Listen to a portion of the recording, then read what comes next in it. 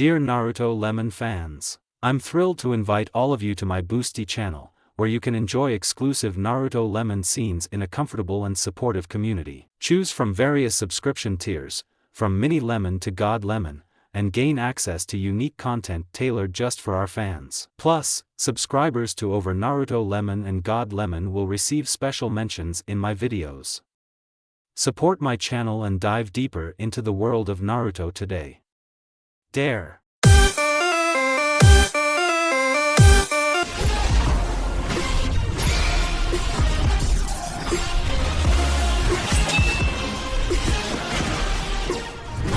Chapter 1, The Meeting. About his life, Sarutobi was rubbing his temples while standing in front of the many clan heads who formed the Konoha Council.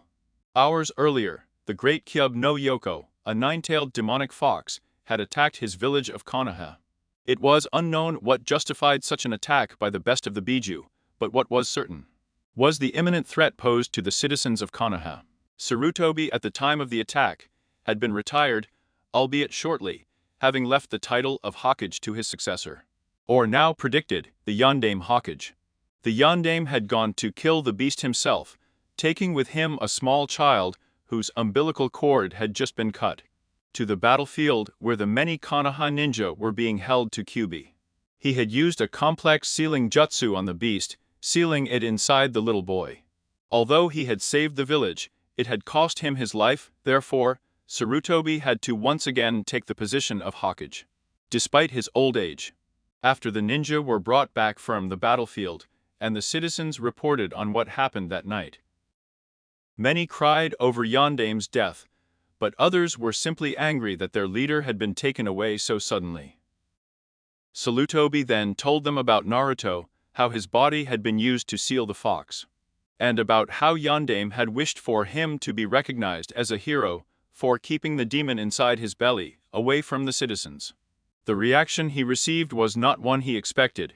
The citizens of Konoha suddenly turned from a multitude of teeth into an angry mafia in an instant. They immediately demanded the death of the little boy, asking for his blood in exchange for what had happened to their leader. Sarutobi was surprised, and when the citizens started raising weapons and trying to pass the Chunin, blocking his way, Sarutobi retreated from the crowd to the council room. Would there be a meeting to decide the fate of the child? Once again, things didn't go as Sarutobi expected. When he entered the council room, there were icy cold glances towards the boy, as well as a lot of killing intent from many ninja clan heads.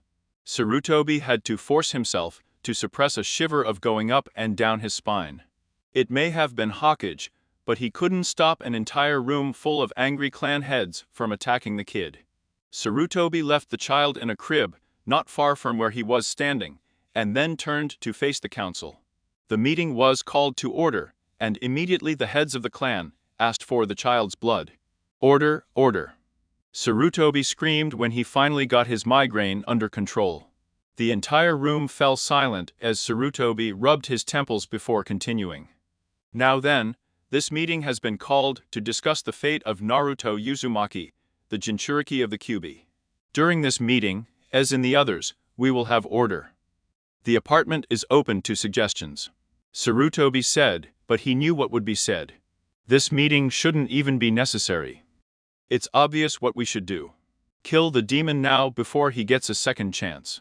Tsume Inuzuka, head of the Inuzuka clan, shouted as there were several cheers and shouts of agreement along with her. Killing a child made no sense and never posed a threat. Besides that, we never questioned Yondaime-sama's ability and knowledge. And to believe now that he would lead us to jump into his final act of sacrifice would be an insult on his grave, in addition to an already barbaric act. Shikaku Nara, head of the Nara clan, shouted as there were few shouts of agreement accompanying him. Sarutobi sighed with relief. At least there were those who were willing to listen to him. While killing a child is a barbaric act, we cannot rule it out in this case. While Yondaime-sama was really skilled, and wouldn't lead us down the wrong path, it's not beyond reason to think that something, just something, may have gone wrong. Either the seal is too weak to keep the fox for long, or maybe the Kyubi has managed to take control of the child. The option of solving the problem before it starts should be kept on the table. Shibi Aburame calmly stated, while others shouted agreements. Many could barely hear him over the sound of the other members. Sarutobi had almost everything he could take.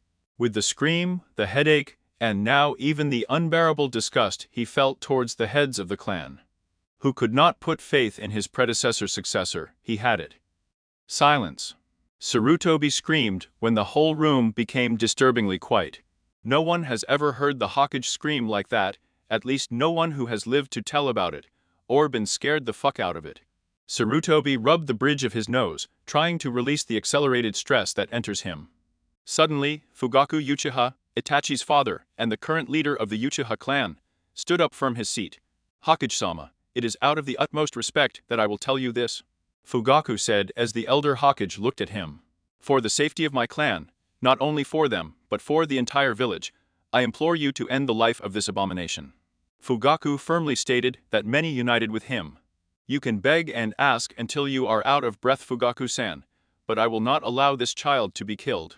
Sarutobi returned, Fugaku's anger reversing his face as he looked at the aging Kage.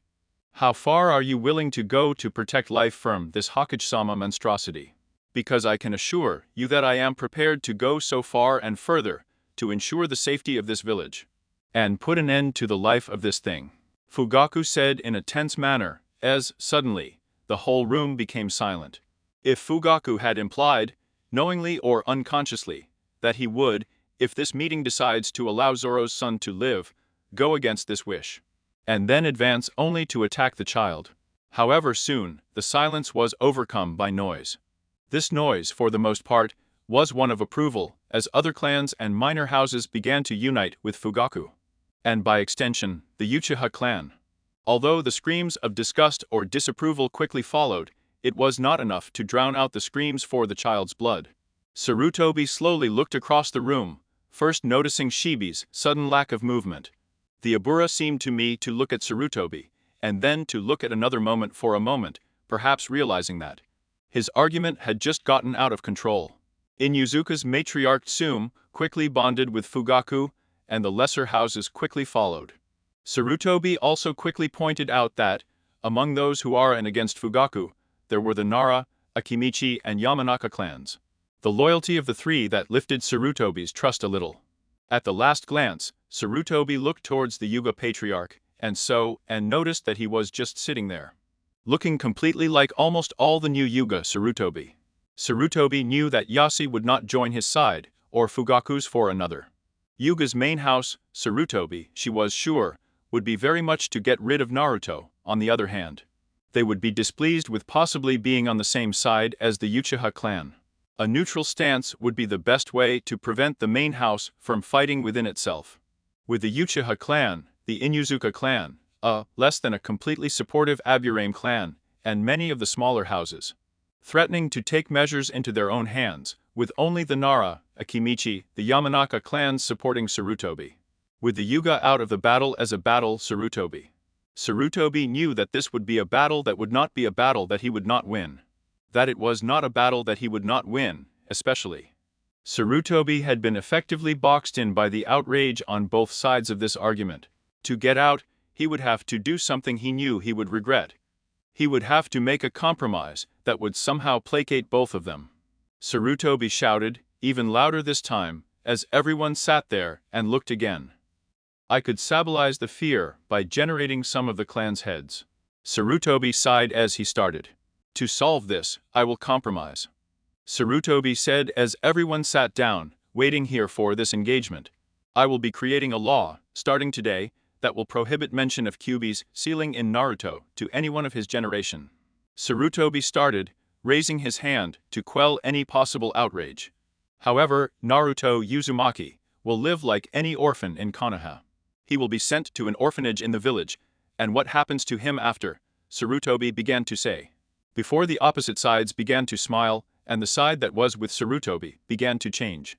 I won't be able to interfere with whatever happens to him, Sarutobi said when the whole room fell silent, with those who supported Sarutobi sitting there, their jaws dropping open. Even Yashi Yuga looked on in shock. What do you say, Fugaku? Sarutobi asked, placing the ball in the Uchiha clan head court. Fugaku sat back in his seat and contemplated the deal, on the street, without the protection of the Hokage. The boy was within the reach of the Uchiha clan, through their police force, just like anyone else in the village. If the little thing gets out of line, I would know in just minutes, and could act on that in seconds. In his mind, Fugaku also knew that Sarutobi knew this, which meant that the old man was just doing his best to keep the boy alive. The understanding wouldn't be lost on the other shinobi either, which meant that he and his clan could savor in the political victory of getting Sarutobi to place the child on the edge of his fingers. With a small smile forming on his lips, Fugaku looked towards the elder Kage and nodded. "You have my vote for this measure, Sandame-sama," Fugaku said politely. "Those who have sided with him, quickly after him." Sarutobi looked at the other members, who, somewhat reluctantly, gave a gesture of affirmation. "The motion passes, the laws are in place. With all business completed, this board meeting is postponed," Sarutobi said, ending the meeting as soon as possible. When the clan members left, Sarutobi sighed as he started walking back to his office. "I would have to find an orphanage for Naruto that would at least take minimal care of him. The coming years would be hell for Naruto Uzumaki, and for now there was nothing Sarutobi could do about it. 3.5 years later, Hokage Tower. I hate when I'm right," Sarutobi thought as he looked at his crystal ball. Naruto's life up to that point had been, for lack of a better word, pure hell. While he was successful in preventing any of the adults from telling Naruto or telling other children of his identity as Kyuubi's carrier, he was not as successful as preventing people from sticking to him, either by directly ignoring the child or through other, sometimes somewhat violent means. Like Hokage, it could deter people from these violent actions by enforcing existing laws, but it could do little more than that. His commitment had tied his hands behind his back, requiring Sarutobi to only help Naruto in the manners that current law would allow, which basically meant fining and punishing people for their actions whenever they occurred. Today, however, he witnessed an action in his crystal ball that almost made him swallow his entire pipe. The orphanage, having put up with Naruto for the past few years, threw the boy on his butt. Now, I was just watching as Naruto wandered down the street, the poor kid staring, confused, dismayed, absolutely destroyed. Sarutobi sighed as he leaned his head against his hand. "One of the worst decisions I've ever made, hands down. Streets of Konoha, I did wrong," Naruto thought as he wandered down the street, confused while keeping his head down. "Was it something I said?" the young blonde added as the clouds started to roll overhead. The blonde didn't notice as he continued to move forward. Naruto walked through the streets, looking up to meet the gazes of the villagers with his own eyes. "Why do they hate me so much?" Naruto thought as the wind blew, and Naruto started hugging each other to keep warm. His hands were running up and down his arms. Naruto's life in Konoha was terrible, to be completely honest. No one would allow him to enter their shops, but what he was going to buy, he had no money. No one gave him food. No one gave him money, and no one gave him a home. Suddenly, lightning flew through the air, and Naruto crouched down, covering his head with his hands and cowering from the lightning. After a while, the lightning picked up, and so did the winds. Naruto was starting to tremble more, from the cold and the fear of the lightning. He tried to run into a clothing store for shelter, only to be chased away by a woman with a broom. Naruto ran outside and fell into the street, sitting there for a moment, before another lightning bolt scared the boy, who was crawling straight into an adjacent alley, and at the point Naruto thought things couldn't get any worse, it started raining. Naruto's eyes started to be fine with tears, and those tears started to mix and mingle with the rain, as he made an abrupt turn in an alley. Maybe I could find a good box to keep it a little dry or a little warm. Naruto walked through the various alleys, finally finding the entrance to one he didn't think he had seen before. This was a big shaw thing that covered the entrance of the alley, like how those cloth things do to some shops. And it was eerily quiet on the other side of the shao. There were kanji in the shao, but Naruto couldn't read them, so he passed right through the entrance of the cloth, arriving at a large and empty lot. Of course, this lot had not always been empty. During the Third Ninja War, while many of Konoha's ninjas were fighting the good fight against other ninja villages. Crime began to flourish inside the hidden village. At first it was a pretty simple crime, petty pickpocketing, the little things that could happen on a weekly basis. However, without the large number of ninja in Konoha ready to patrol the city, what was a small crime slowly turned into a big crime. Small groups of thugs gather to rob entire blind stores, assaults on the few ninja inside the city began to grow, and small extortion rackets were starting to build. From this crime grew a small syndicate, a group of criminals gathered from Shinobi, who was returning from the war front, wounded. The empty lot that Naruto was in was an old hideout. While in its current state it was just a humble lot, during the heyday of organized crime in Konoha, this was the place to be isolated from the main streets. And somewhat hidden in what had become the twists and turns of Konoha's urban sprawl, it was a good place to put aside for a while. However, when the entire Konoha forces returned at the end of the war, the crime was immediately crushed under the thumb of the shinobi, and the syndicate was dissolved. Of course, little Naruto was unaware of this. All I knew was that this was a place somewhat sheltered from the rushing winds, and it looked quite deserted.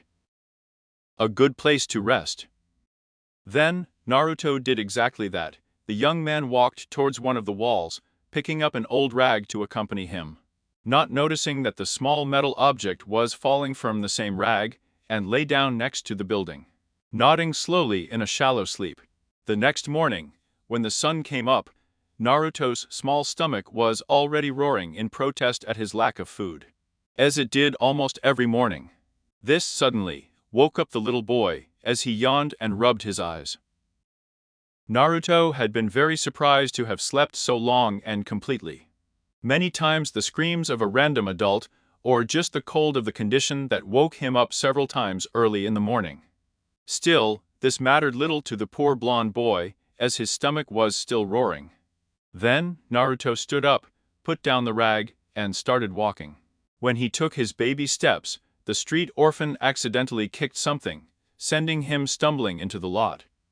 Naruto looked at what he kicked, and he was wide-eyed and surprised to find a metal kunai, rusty as it could have been, lying right there.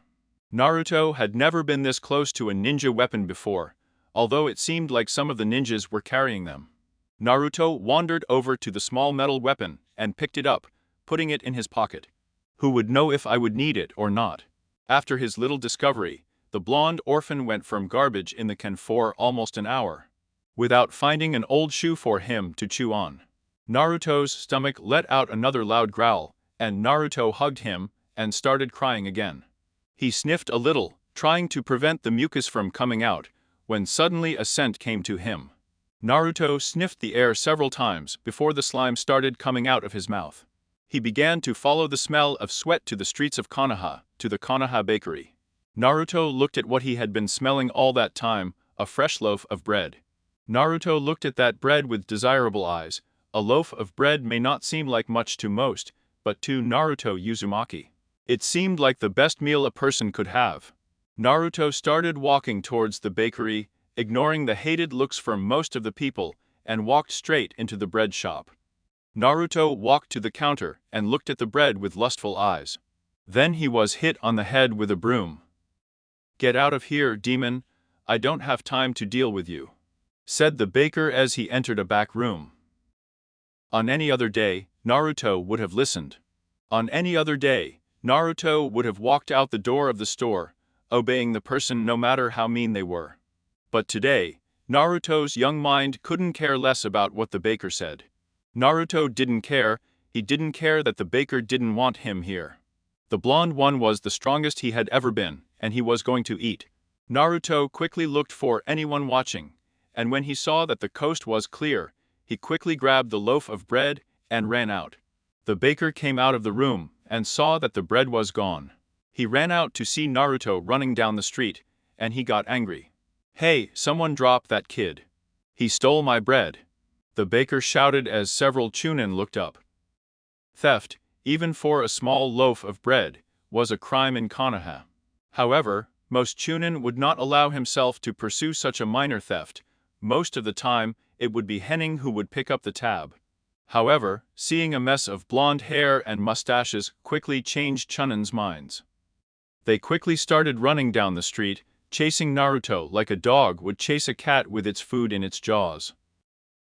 Naruto looked back and saw the Chunin chasing after him, and he started running even faster. Although he was running as fast as he could, the Chunin was catching up quickly.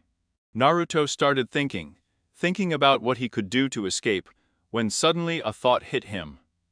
Naruto reached up his sleeve and pulled out the kunai. He looked back to see Chunin approaching, and threw the kunai in a random direction towards them. Fortunately for Naruto, fate seemed to like him today. The kunai flew through the air towards the ground, and that ground was right where the Chunin in front of the rest was about to step on. He stepped on the kunai and then tripped, causing his partner Chunin to fall on him. Everyone laid the floor and watched as Naruto Uzumaki got his way for breakfast for the day. Naruto returned to the empty lot and started eating the bread ferociously. "This is an outrage," a member of the council shouted. "You have to do something." Another scream. The Konoha Council and Sarutobi returned to the meeting room they had occupied 3.5 years earlier. The news had gone around about how Naruto Uzumaki had stolen a piece of bread and escaped. The council members who had wanted Naruto to die were furious about this, while the others who had wanted him alive were sitting there, not bothered at all about this event. Sarutobi, even though this was smiling, and when the shouting of the council members ended, he looked up and showed them his smile, dragging most of them away. "I'm sorry, but everyone told me not to have anything to do with him, to treat him like a normal orphan, so that's what I'll do. Let the police take care of that," Sarutobi smuggled said as he effectively ended the meeting, causing the angry clan members to start cursing, while the others just sat down and left. "Yeah, finally, things were finally happening the way I wanted. Dragon Man 180, well, if you think about it. In some situations, it's a very logical decision to kill something before it can start problems. Shikamaru the nerd, maybe or maybe not." Chapter 2 Sarutobi Movement 2 years and 3 months later, we overlook the city of Konoha once again. After almost 6 years after the Kyuubi attack, Konoha's morale had recovered, and its productivity increased very well. More buildings and areas that were devastated during Kyuubi's violent attack were rebuilt or refurbished. The markets were now booming, as it seemed that war and disaster were slowly becoming a distant memory. Yes, in general, Konoha improved a lot, but there was still one individual who was a thorn in the side of the military police. And the owners of Konoha, Naruto Uzumaki, now also nicknamed by the citizens of Konoha as the Konoha Street Fox, has been part of one of the biggest robbery stalemates in Konoha. It all started one day, 2 years and 3 months, the stray fox had stolen a loaf of bread. Now, as the military police look down on this crime, they prefer to use their members for higher-ranking crimes. But with Naruto Uzumaki being the one stealing the bread, things changed. In the report, the Chunin who had chased Uzumaki said, "Although we were very close to stopping Naruto Uzumaki, he skillfully threw one kunai on the ground in front of us, causing us to start stealing, not only on the kunai, but on the other." The embarrassment that the military police suffered, not only from the girl population, but from the entire population of Konoha, was great. Soon, Naruto became part of several robberies in Konoha. Anything he could get his hands on that was useful to him, he got it. Food, drink, books, even shinobi equipment like kunai, shuriken, and ninja wire were not safe. However, anything outside of those categories was safe, as it would seem that Naruto Uzumaki knew better than to go for the big things like clothes, ninja scrolls, explosion tags, or large amounts of money, because those things could really land him in hot water with the cage. Although many believe that he is nothing more than a convict, robbery is the only crime that one could convict him of. Crimes such as arson, homicide, genocide, breaking and entering, he always stole during the day. When trespassing could not be considered on a store property, could not be found in his registry. Even when the military police were pursuing him, he would only use non-lethal methods to disarm, distract or discourage a ninja, or to call off a pursuit. In fact, the only injuries a ninja would suffer would be a scratch, a bump, or a severely injured pride. At first, Naruto could easily be caught and forced to return what he stole in some cases. He was given several blows to the back of the head. But he never learned that lesson, and he always came back to stealing. And now, in recent months, he has been able to lead the Chunin that chased him, seriously hurting the pride of the shinobi. If only one could see a chase as a Uzumaki chase, one could see the level of cunning, speed, agility and endurance. Naruto Uzumaki, come back here. Oh, one seems to be starting as we speak. Streets of Konoha we now watch when we see Naruto Uzumaki running down the street, with two random Chunin chasing him again. Naruto held a rather large loaf of bread in his arms. It would seem that lunchtime had rolled around once again for Naruto. Naruto was wearing, well, very poor clothes. Most of them looked like they were taken out of a trash can. They were, or what appeared to be, the tattered remains of a brown t-shirt, an ex-pair of cargo pants, ripped off at the knees, and very old wooden sandals. As for Naruto himself, he looked like any 6-year-old, well, except for the bad clothes, and he was a little thin.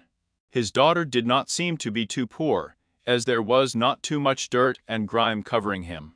Although he was not muscular, small amounts of muscle could be seen, as the baby fat that should have covered him was still not there to hide the muscle. Earlier, Naruto Uzumaki had sneaked out of one of the alleys. How he does this out of nowhere no one knows, and into the local bakery. He then grabbed the loaf of bread he is now carrying, and then ran out of the store, with the owner running and screaming, "Help, it's the stray fox, he has stolen from my bakery again." This immediately brought the two Chunin who were chasing Naruto to the scene. And now, for the rest of the chase, haven't they given up yet? Naruto yelled at the two Chunin, and to aggravate them further, he started slapping their ass, causing the big veins to show on the forehead of the two Chunin. "We'll get you," one of the Chunin shouted, as they both sped up. Naruto laughed when he started twisting and turning, ducking and dodging the large groups of people on the street. She even put herself under a teenage girl's miniskirt on one occasion. "Pervert!" The girl screamed as she ran out, and the two Chunin ran after Naruto, blushing at what he did. "That fox is brave," one said while the other just nodded along with him as they continued their pursuit of Naruto. Eventually, they came to a very crowded street, so crowded that there was absolutely no room for Naruto to overcome. We have now that is on the street 4. One of them started when Naruto jumped into the air and landed on one of the pedestrians' head, and started jumping on the huge number of civilian heads, like cobblestones in a river. Of the civilians collapsed under his weight as they were leaving him. Now he gave you a stray fox, who, thinking that the third would capture Naruto, did not anticipate this turn of events, and they fell to each other. Rectangular. Finally, he said when he started to cry a little, "The last problem of Ichi's paradise is mine." Kakashi shouted while holding the book in the air, as if it were some kind of glorious treasure. Kakashi then leaned against the construction wall, opened the first page, and began to read. Of the page and the kinky giggle. "So this is what a Uzumaki chase looks like," Kakashi said as the chase flew past him, and he returned her hand to her face, only to find her precious book not in it. Kakashi raised his visible eyebrow as he started to look. Then he checked the terrain, his other hand, around his feet, his pocket, and even started ending up in the cannon can. Then he began to see Chunin Kurenai, and, practicing his genjutsu on him, and his books again, orbs in his hands, and, "What is this word here?" Naruto said as he looked at him. "I can barely understand a word of this, the words are too big. Oh well, it will have to win. After all, I need something to keep the fire lit tonight," Naruto said as he closed the book, and Kakashi's sweat fell as he listened to Naruto declare that his book is ignited by his fire. Kakashi sighed as he scratched the back of his neck. "I really wanted to relax today. I guess that plan is out of the window for now," the silver-haired Jounin said lazily as he put himself in the sprinter position, and then headed towards the thief. Naruto continued running from the chasing Chunin after him, although after a while he should lose them quickly. After he got back in sync, and he had a book, so Naruto started to look in front of him, and he saw him to the street. And he saw him to mellow from the street. Carry crossing the street. To quickly avoid, he tripped over some of the melons, causing them to fall into the melons, and they had to watch in horror. While everyone pointed and laughed at the time melon, man, let's get now. A Chunin said that the head of the military police department was going to bite his head off for this. Ninja, the members of the department, and the civilians of Konoha. Naruto's escape was now almost at Naruto's side. Chasing after him, not only chasing after him, but he will actually catch up with him. Naruto thought when he saw a ladder on the side of a building. He thought again as he threw the book into his left hand, he was not grabbing the melon, and he grabbed the ladder rail with his right. And started climbing at a mile a minute, rooftop, until he saw his book for Paradise Icha, and I fell right down, and next to the mantle. Blonde. Chunin said as the three of them leaned towards him, and then he disappeared. It's the last problem, and I would have been uncomfortable having to go out and buy it again.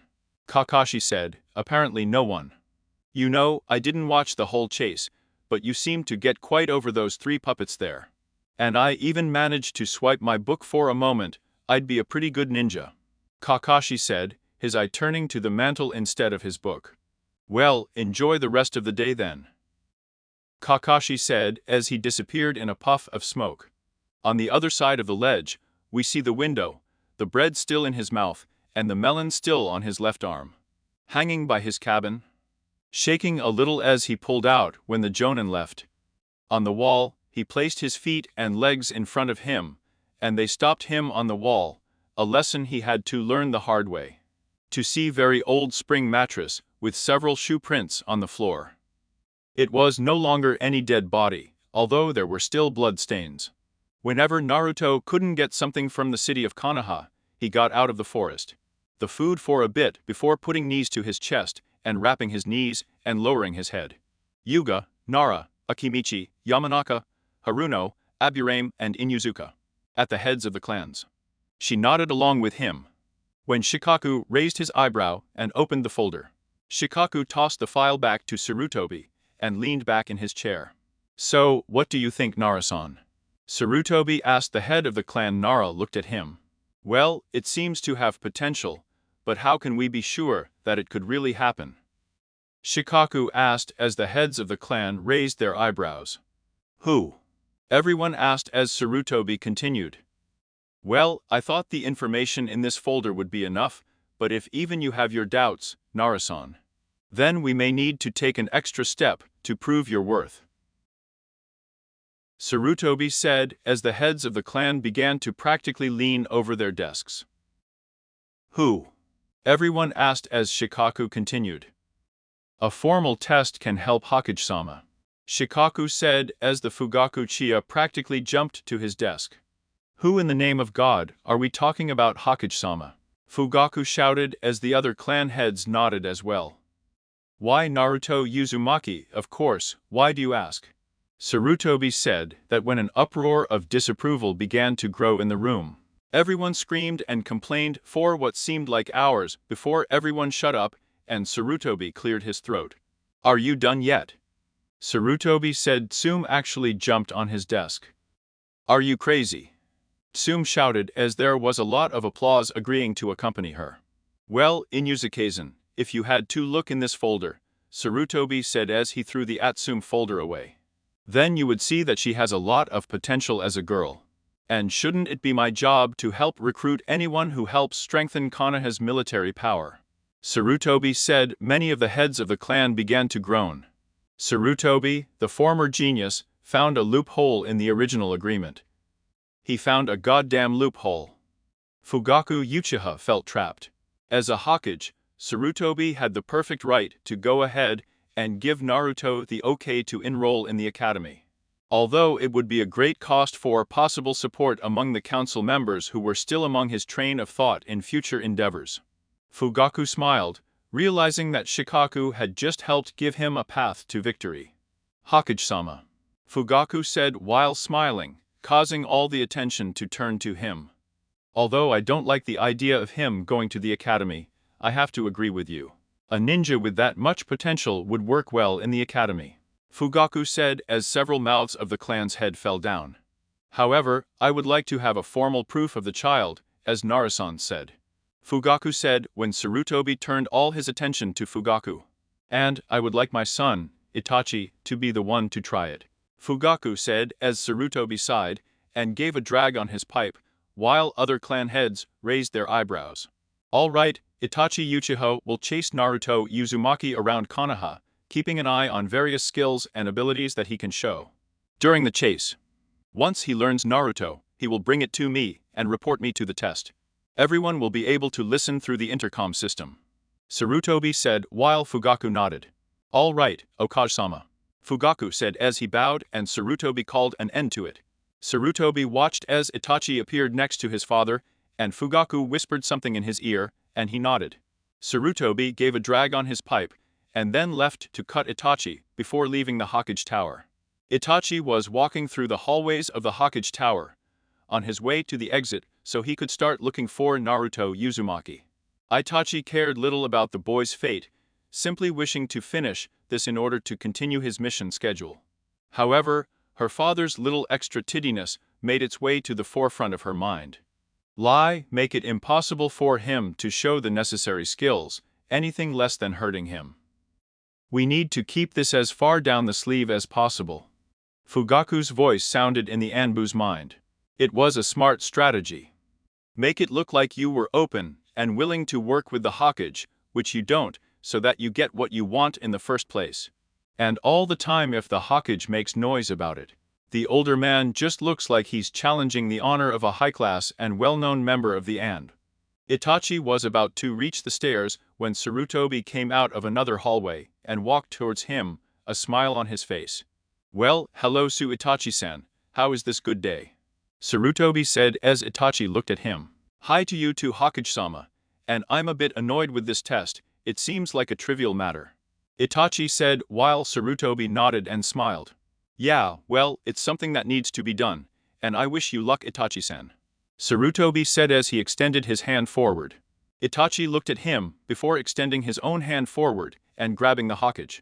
They shook each other's hand for just a second before the aging Hokage pulled Itachi towards him. Itachi went forward with a little me.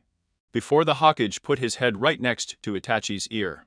Now you're listening to me, Satya, Sarutobi said while squeezing Yuchi's hand, which made him poke around a bit.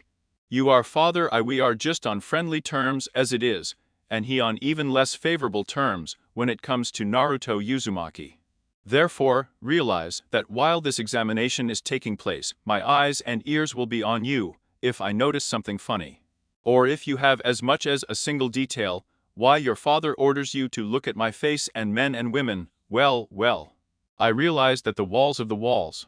For a long time, you will forget how it feels to go out and do an active mission. Sarutobi said in a stern tone that Itachi was only looking at the elder cage before nodding slightly. Well, then be on your way boy, Sarutobi said, giving Itachi a smile before leaving.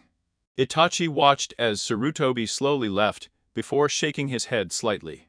Itachi was more than smart enough to think that Sarutobi's little threat was empty.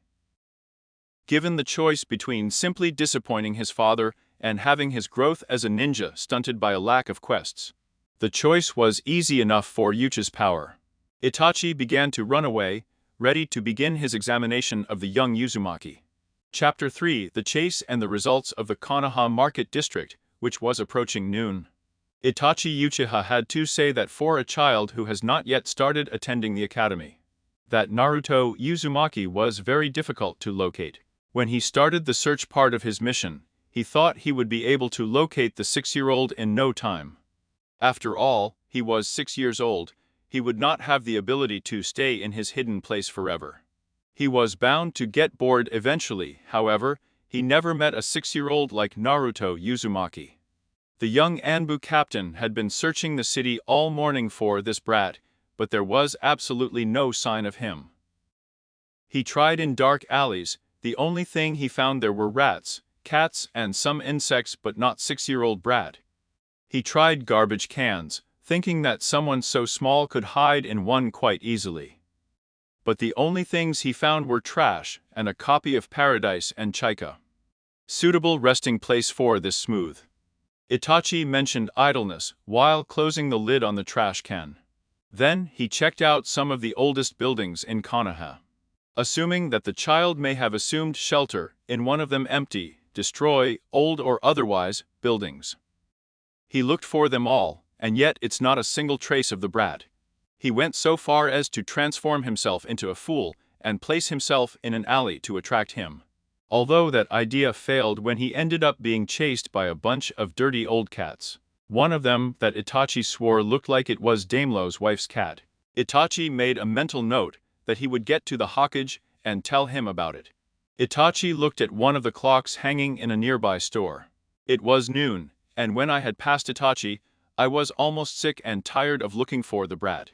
It was when Itachi started to make another pass by the market distracts when Itachi suddenly heard the sound of glass crashing and followed him. Itachi ended up on the rooftop in front of a butcher shop and saw that one of the windows had been opened with a butcher knife. Itachi's eyebrows rose as he listened to comments like "give back the rotten thief" or "best in his opinion." "I'll break your fucking legs, you son of a bitch." Then he saw none other than the target, Naruto Uzumaki, running towards the other unbroken window, and crashed when another butcher knife passed his head. He got up and grabbed the big piece of steak he had managed to grab and ran out down the street. When the butcher came out with a knife in each hand, Chunin arrived on the scene a few moments later, and upon learning what had just happened, he started running down the street after Naruto. "Come back here, Naruto Uzumaki." It was his battle cry as he was being moved. Itachi followed the chase on the rooftops with his Sharingan activated, picking up the smallest movements made by the target. When the chase entered the 5-minute checkpoint, Itachi made several observations about Naruto's running form. He was fast, not fast enough to lose Itachi, but definitely fast enough to keep beyond the arm's length of the two Chunin. His actual form was, well, imperfect would be an understatement. It was practically disastrous. Although there were traces of a ninja way of running, they were few. It seemed that he simply checked one of the running ways of his pursuer and tried to imitate him. But, despite the obvious lack of form, the boy was proving to be naturally fast. With some training at the academy, his speed would probably improve even more. Currently, his speed was around that of a Chunin, perhaps even a moderately experienced Chunin, which allowed him to easily outrun his pursuers. Is this running speed really what is all the fuss about? Those were Itachi's thoughts as he continued to watch. He assumed his speed would lift at least one newly recruited Jounin with the right form. He watched as Naruto slipped into an alley, and the two Chunin followed him. The Anbu watched as the Chunin searched for him in the alley, only to find no sign of him. They got away. The search is now apparently over. Itachi sighed as he performed a ram seal with one hand and disappeared in a burst of speed. Meanwhile, in the empty alley, a trash can began to shake until the lid appeared and Naruto's head popped out. He searched until he was sure the alley was empty. He came out with the steak between his teeth. When she came out, he spat the meat into her hand and smiled towards the entrance. "Vacancies," he said as he took a step behind him before bumping into Itachi. Naruto jumped back and around so that he faced Itachi, with a very surprised look on his face. "Hey, how did you stay behind me?" Naruto shouted as he pointed towards Itachi. "That doesn't matter. What matters is that I'm here to take you to Hokage-sama," Itachi said as Naruto raised an eyebrow. I had heard about this kind of Hokage before. Many of the Chunin who chased him shouted that the Hokage should have killed him while he was in the cradle. Now, Naruto may not have been taught anything in his short life of 6 years. But I was sure that you didn't want to meet anyone who would kill you. Then, Naruto backed up to the trash can and looked at Itachi. "Fuck that." Naruto screamed as he slapped his hand on the side of the trash can lid, causing it to flip over. Itachi's eyes widened when he saw the kunai, which was tied to the lid with a ninja wire. Naruto ripped the kunai out of its place and threw it at Itachi's head. Itachi moved his head to the side to dodge the kunai and smiled at Naruto, that is. Until Naruto threw the trash can the lid like a frisbee at him. Itachi leaned back to dodge this metal projectile, but then Naruto did something he couldn't have now, or never could have expected. Naruto ran towards him, threw his leg back, and kicked Itachi on him, sensitive area between his legs. Itachi went from leaning back to dodge, to falling on his back, because his legs hit you under him. Naruto smiled as his move worked. He saw a woman do this to a guy who was touching her breast once. And he had the same reaction as this guy. Naruto ran out of the alley, and then through the streets of Konoha, to get away from the stunned Itachi time. Taijutsu, high of rank, the child has, weapon skills, Itachi thought as he started to sit up. Thanking Kami that he had such a large chakra reserve to help ease the pain. But, that kind of movement, is completely under anyone who seriously considers himself a ninja. Said the Anbu, momentarily forgetting that he was dealing with a 6-year-old boy. Itachi stood up, and when the pain finally subsided, the chase had properly started. I also have to admit that the child is quite smart, hiding a Kuna, and in such a place. Makes you wonder if there are other places like in Konoha. Itachi thought as he was catching up to Naruto. Meanwhile, Naruto was having fun. Not only had he been able to try that technique, but he also had to keep his food. However, his smile retreated when he felt someone behind him. He stopped and turned around, not seeing anyone. He shrugged his shoulders and faced forward again, only to be greeted with the Itachi sight in front of him. Naruto jumped 10 feet and looked at Itachi. What the hell, the guy I saw was kicked for at least an hour. How did you get up so fast? Naruto screamed when Itachi's swak fell. It doesn't matter, I'm here to take you to Hokage-sama. Itachi said when Naruto started to panic a bit, but then he had an idea. It was simple. But if this guy was that easy to kick the sack, then this would be a piece of cake. Naruto was about to pull off his trick, until he saw something very disturbing behind Itachi. Something that made his blood turn cold and sweat without concurrence. Hey, what's that over there? Naruto screamed as he pointed in a direction behind Itachi, a look of fear mixed with panic on his face. Itachi sighed as he looked the square boy in the eye. If you believe the old trick, Itachi said until he felt a familiar presence behind him. One he felt at least 3 times a day when he was in Konoha. He turned around, and what he saw confirmed his suspicions. Oh no, it is. Itachi started up too. Itachi-kun. A pack of little girls screamed as they ran towards him. Yes, it was the Itachi Uchiha fan club. Itachi-kun, where have you been? Shouted a fanatic of eagerness. How was your last mission? Another one screamed when Itachi stood there and looked at them. Itachi learned a long time ago that when dealing with female fans, if you run, it makes it even worse. He looked behind him and sighed when he saw that his target had once again evaded him. Itachi made half of the seal in the form of a cross, and a shadow clone of himself appeared next to him. Please point all questions towards him. I have a mission to complete. Itachi said when he started running down the opposite end of the street, not only to find Naruto, but also to get away from his fan club. When he left, his shadow clone was suddenly being smothered, glomped and kissed by the Itachi Uchiha fan club. He must have come pretty far by now. Itachi thought as he ran down the street, he was glomped by the female fans. Itachi continued running through the streets and kept looking around. He was about to give up his own search, that is, until the smell of cooking meat met his nostrils. Itachi looked around until he realized that the smell was coming from an alley. Itachi raised an eyebrow and walked down the alley. He continued walking, following his nose to where he would expect to find his target. Finally arrived at a shao, Itachi raised his eyebrows with the fabric strategically placed. With the smell of roast beef behind, it probably meant that someone lived there. Even if it was just the boy Uzumaki, who knew if he had the place trapped.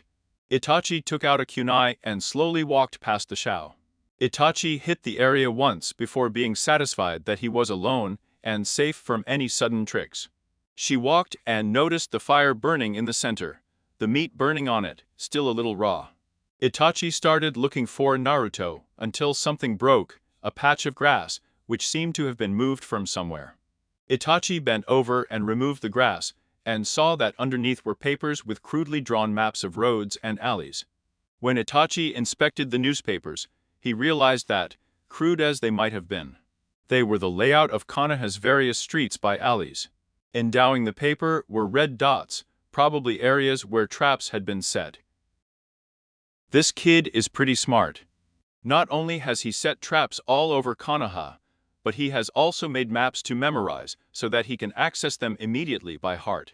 And judging by the details of the alleys, he also knows fast routes around Konoha. Itachi thought as he put the papers back on the floor and covered them up again. He stood up when he heard a gasp coming from the opposite end of the hiding place. He turned to see Naruto Uzumaki enter, with what appeared to be a few fish in his hands. "How the hell did you find me?" Naruto screamed when the fish were dropped to the ground. Itachi simply pointed at the meat cooking over the fire, and Naruto's sweat fell.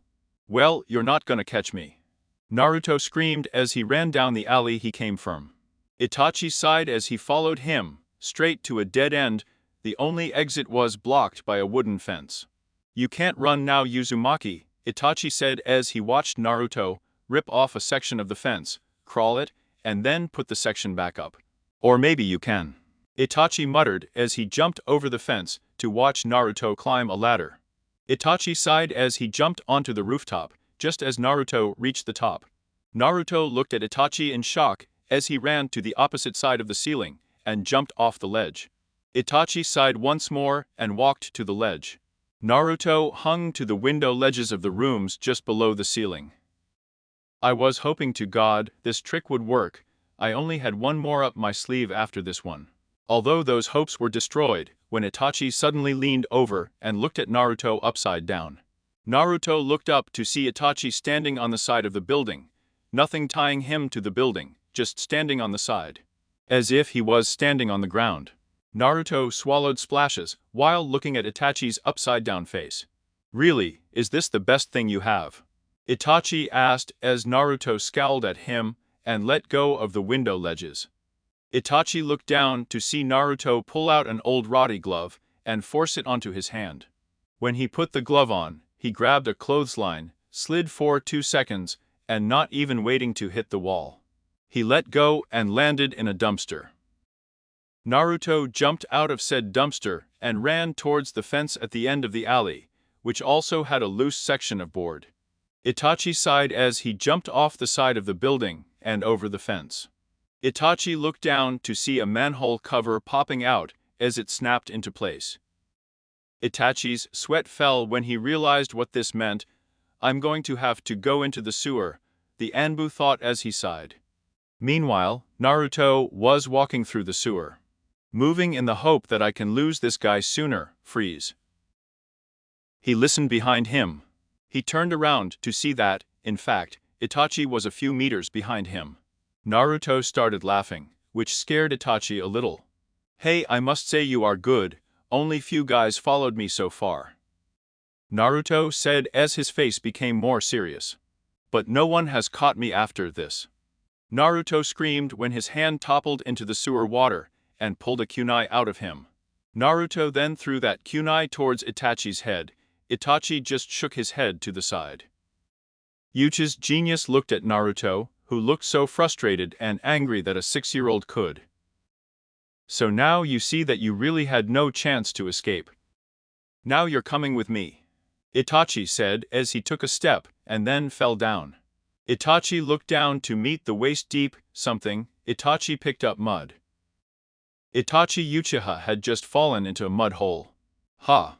I knew those things would come in handy," Naruto shouted as Itachi looked at him. "Can't it be serious? This is just mud, I can get out." That," Itachi said as he placed his hands against the walls, straining against the mud pit as he tried to get out. The suction from the pit kept the embu sucked into it. "I found him in the forest while hunting. My food got trapped, so I lost it, but I found a perfect trap," Naruto screamed as he jumped on Itachi's head. "Now you'll never catch me now," Naruto screamed as he ran back through the sewer tunnels.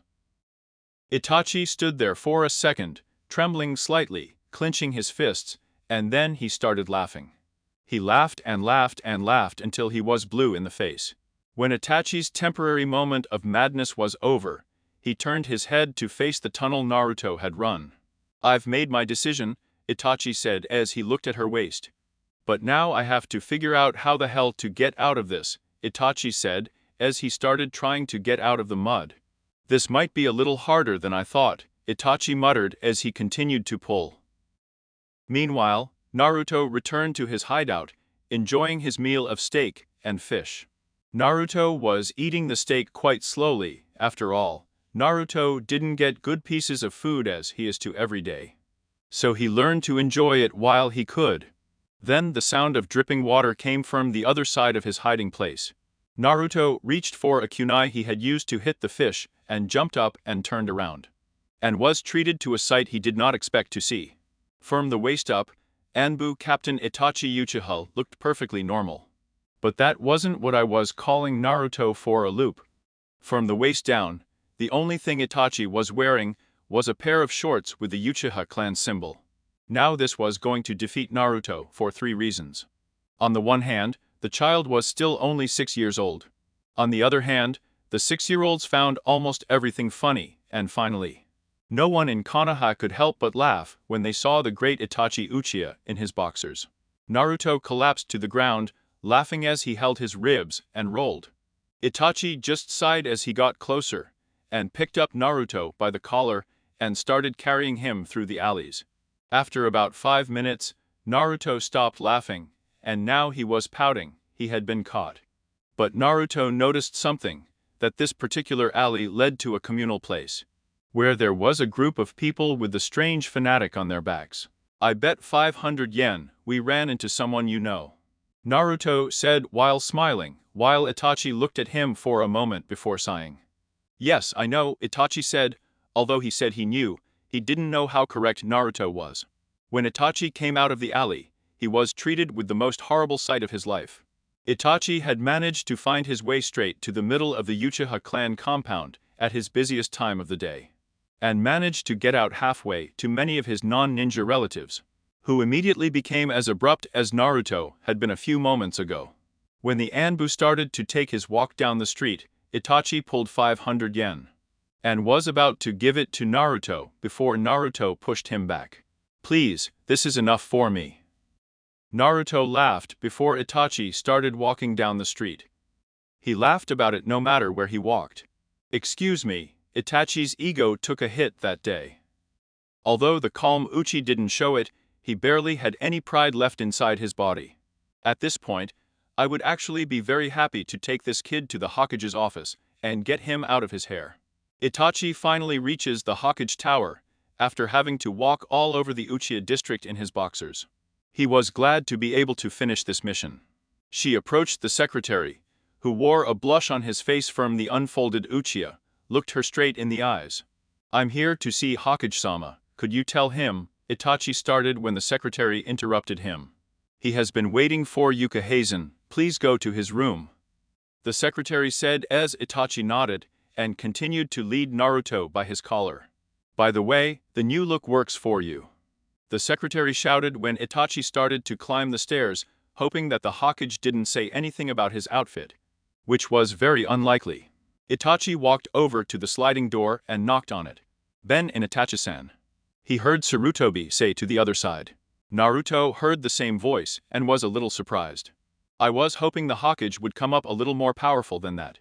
When Itachi entered, he saw Sarutobi raise his eyebrow at him. "Don't say that you have also fallen under the domain of Ichiha's paradise," Sarutobi said as Itachi shook his head. "No," and Sarutobi sighed. Naruto looked at the old man. For him, was this old coot the guy who should have killed him while he was in the crib? Sarutobi smiled as he looked between Naruto and Itachi. "So Itachi-san, how was the test?" Sarutobi asked as Itachi sat down in a chair and threw Naruto into another chair. Itachi, tired and grumpy, began his assessment. "Well, my assessment of this child is well," Itachi said, trying to keep his modesty intact, and I could have sworn he was addressing some moans from somewhere. "At first I found him robbing a butcher. The chase between him and the Chunin that followed showed me that he had a pretty good speed, which would only improve with the right form. Itachi said as Naruto sat there with a wistful smile on his face that just said, "Damn, I'm fast." His taijutsu, well, he has good weapon skills, but other forms of taijutsu, Itachi said as he absent rubbed his sack. "I could use some work," he said as Naruto practically jumped out of his seat. "Hey, what do you mean? I got you down with a kick to your balls," Naruto screamed when Sarutobi blushed, and the sound of people making a jump was slightly heard. Itachi blushed as he rubbed the bridge of his nose.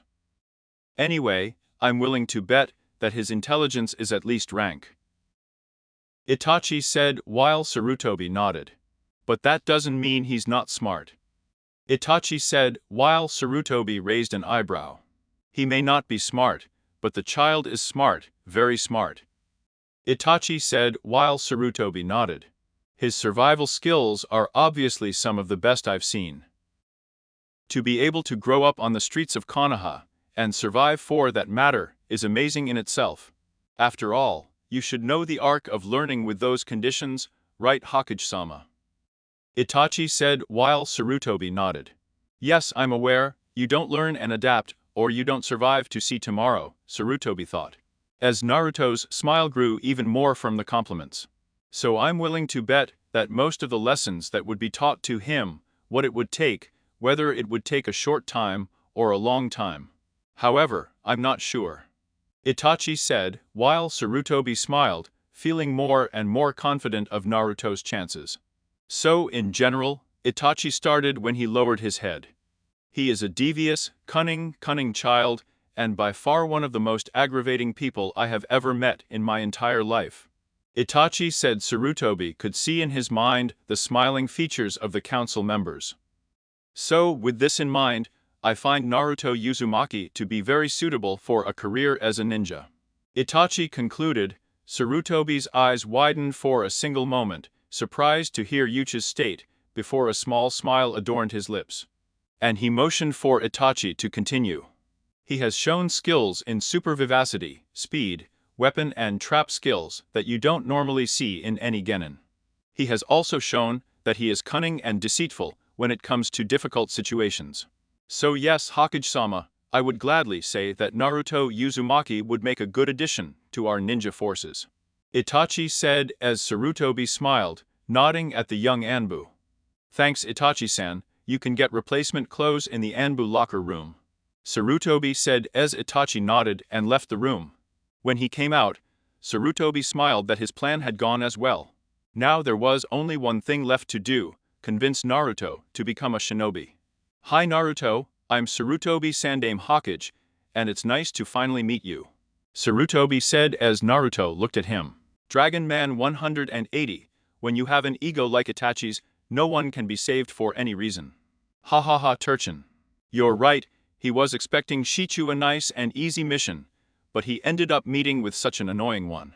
That's what makes it, so that's my thinking behind the reason for the massacre, with a great success with such a big ego. That it would be very disastrous for the damagers involved. Trust me, people have killed for more idiotic reasons before. Kai Dragon. Yeah, I bet a bunch of D-rank quests couldn't be as annoying as chasing Naruto. Harbinger Lady has basic reading skills, as seen in the second chapter. Jean-Embu, Spider has a portion of earth, or sand, which has bubbling water from underneath, which causes it to be dismissed and resumed over and over again, causing a kind of burial force, sucks those who enter. Depending on the quality of the sand, or dirt, and the amount of water, sand and soil, it will affect how fast, or how far it would sink into quicksand. Thanks to Itachi-san, you can get replacement clothes in the Anbu locker room, Sarutobi said as Itachi nodded and left the room. When he came out, Sarutobi smiled that his plan had gone as well. Now there was only one thing left to do: convince Naruto to become a shinobi. Hi Naruto, I'm Sarutobi Sandame Hokage, and it's nice to finally meet you, Sarutobi said as Naruto looked at him. And now for our featured presentation. Naruto looked at Sarutobi for some time.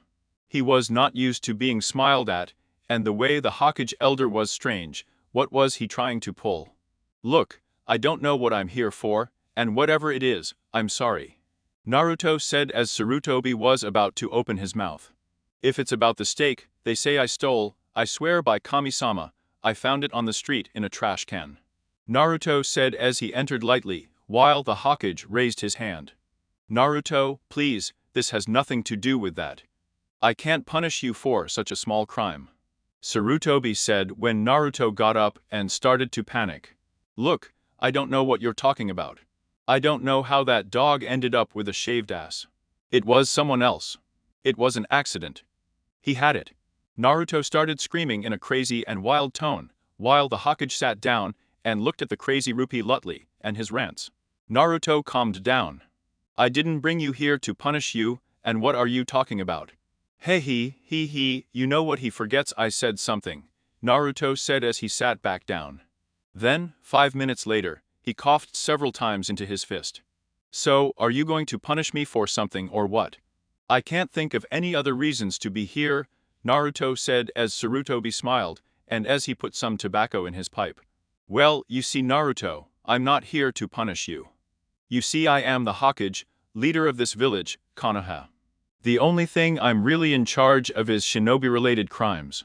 The rest, such as robberies, organized crimes, not paying taxes, and such are left to the Konoha military police. Sarutobi said, while smoking some of his tobacco, while Naruto watched him intently. Are you here to be punished? Not Naruto, far from it really. Sarutobi said when Naruto raised an eyebrow. In fact, I would like to offer you a position. Sarutobi said as Naruto's eyes opened slightly. A job, if you would. Sarutobi said as Naruto's jaw dropped. Now there was something Naruto had never expected here. Offer and job were words she only expected to hear in her dreams, but now they were being spoken to.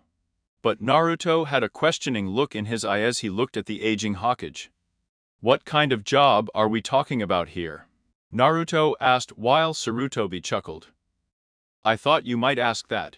Sarutobi said as he put the cap on his pipe and put it down. You see Naruto, I would like to make you a shinobi or ninja from Konoha. Sarutobi said as Naruto leaned forward in his chair. As I said, I am the leader of Konoha, a ninja village in the land of fire, and the most powerful ninja village. Sarutobi said when Naruto leaned more forward.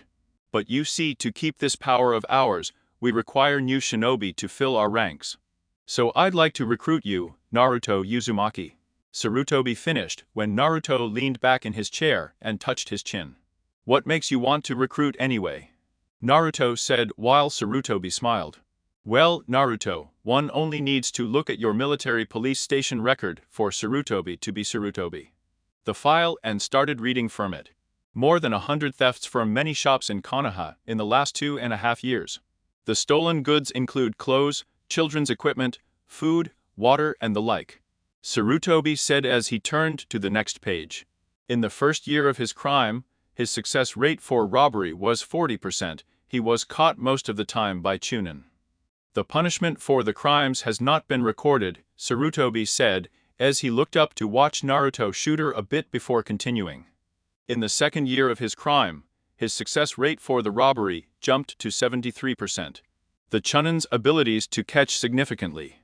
Sarutobi said while looking at Naruto to see Naruto enlightening from his shock. Halfway through the third year of his crime spree, Naruto Uzumaki's success rate has been 87%, practically avoiding all Chunin. But he still finds himself in trouble when the occasional Jounin catches him. Sarutobi said as he closed the folder and put it back on his desk, while smiling Naruto now, coupling that with Itachi Uchiha's report. A captain, alone, gave a little minutes. Why shouldn't I recruit you? Sarutobi said as Naruto resumed his thinking position. Well, what's in it for me anyway? Naruto said, while Sarutobi smiled and looked at Naruto. Well, okay Naruto, along with Serum. Shinobi from Konoha, you would have to go through the Ninja Academy. He asks while Sarutobi smiled. There is the great experience and respect one gets as a shinobi. Sarutobi said as a twinkle crossed Naruto's eyes as he leaned even closer to forward. And then, he gets paid, Sarutobi said. Naruto would jump on his desk and look him straight in the eye. That means I get paid for every mission, right? Right. Naruto asked while Narutobi nodded again. Money I could use to buy stuff around here, right? Naruto asked while Sarutobi nodded. His hand? Then I will go to these super high missions and get a lot of money. Then I will buy everything I could dream of having, a huge house, a lot of furniture. Naruto ranted as Sarutobi just looked at the boy and smiled as he turned to a picture of the Yondaime Hokage hanging on the wall. Yondaime, I hope that wherever he will see what a good man he has chosen to be the hero of Konoha. Sarutobi thought as he looked at the energetic blonde. Sarutobi thought he took the cap off his pipe and started smoking again. Days away from the current day. On this date, a couple of hours after sunrise, is when the academy will start. Sarutobi said while pointing out the current date as well as the few days leading up to that date. When all these days are over, that's when you go to the academy. Sarutobi said while Naruto nodded, smiled, and took the calendar. No problem. Academy, here I come. Naruto screamed as he ran out of the office, leaving Sarutobi to go from happy to a little sad. I'm sorry, I can't do too much for you than this, Naruto. Sarutobi said as he tilted his hat forward. Even if I now have the freedoms to choose his academy instructor, as well as his possible Jonin sensei, I'm afraid that's all I can do. Even now, almost the entire council would forbid me to do too much more for you. I'm afraid you'll have to keep living as you do for the next, possibly half a dozen years. Sarutobi thought as he remembered how long Naruto might take to graduate, but then again, Sarutobi thought as he smiled. Academy training would give him a better chance of survival, Sarutobi thought as he looked at the door Naruto just left. And although he would survive, he would help train his ninja skills to a certain extent, Sarutobi thought as he smiled more. Kami-sama works in a mysterious way, maybe being kicked out of the orphanage and living alone was actually one of the best things that could have happened to Naruto in this situation. Sarutobi thought as he looked out his window at the sky. Kami-sama certainly works in mysterious ways, Sarutobi thought as he put down his pipe and started working on the one thing he hated more than anything else, paperwork, the streets of Konoha. Naruto was walking through the bustling streets of Konoha, smiling from ear to ear, causing some people on the street to look half worried. However, Naruto didn't give them any ideas today, because he was about to go somewhere that would make his life even better before. Naruto eventually turned into an alley and started walking through them. He thought a lot about what he was going to do when he entered the academy. But one thought it crossed his mind when he was about to enter his hiding place. He really didn't have to much. He entered his hiding place by looking at his clothes. They were old, smelly, and frankly, looked like they had been eaten, digested, thrown out, and eaten again. Naruto then looked at the corner where he kept his ninja gear. Sukuna and shuriken were rusty, the ninja wire was old, and very, very thin. He looked at the old ninja sandals he was wearing, and although he couldn't tell, the soles were so worn that they were probably about to give out from under him at any second. Now he could not start a career as a Konoha shinobi, as something that the cat dragged. So Naruto went over to his team, Old and Ninja, and got some yards of ninja wire. Today, Naruto Uzumaki's goals were not food, water, and other similar needs. No, today's goals were new shoes, new clothes, and better ninja gear. Naruto placed the calendar by the change tent he slept in so he wouldn't lose it and run out. I was on the hunt. Naruto is the first, and most likely the easiest, was the ninja team. Naruto normally only stole new ninja gear once a year, to avoid some of the more violent shinobi that would come after him. But, due to the use of his newly stolen shinobi equipment for traps, tricks, and other things, they were used faster than when he used them to escape. Then I had to get some new things. Naruto made his way through the twists and turns of the Konoha alleys, heading to the shinobi general equipment store that he knew was at the end of one of these alleys. Naruto poked his head out of an alley and looked around at the cabin, and there it was indeed. Naruto checked the clock inside the cabin and found that it was the right time to make his move. You see, when Naruto started stealing equipment 2 years ago, He studied the documents that those bad men left behind after him. That's the point. Anyway, she found out that the shop owner left his shop every day, when the sun passed over noon. Then, after checking to make sure this was true, he entered the store and would steal the basic equipment from them every year. The only people who really know how to be the Chunin, who would chase him day after day. Naruto watched as the man left his store and walked down the street humming a tune. Naruto smiled as he moved into the store, making sure no one saw him enter, after all. He couldn't afford another exhausting chase before the academy, lol. Yes, of course. Naruto thought as he walked into the store. The store was a basic shop, lights hanging from the ceiling, with aisles of untaken shinobi weapons. Naruto looked around, reached for one of the many old pockets in his very old pair of pants, and pulled out a burlap sack. Clichés and effective, and Naruto headed to Kunai's hallway and started carrying the sack with Kunai when he heard a gasp behind him.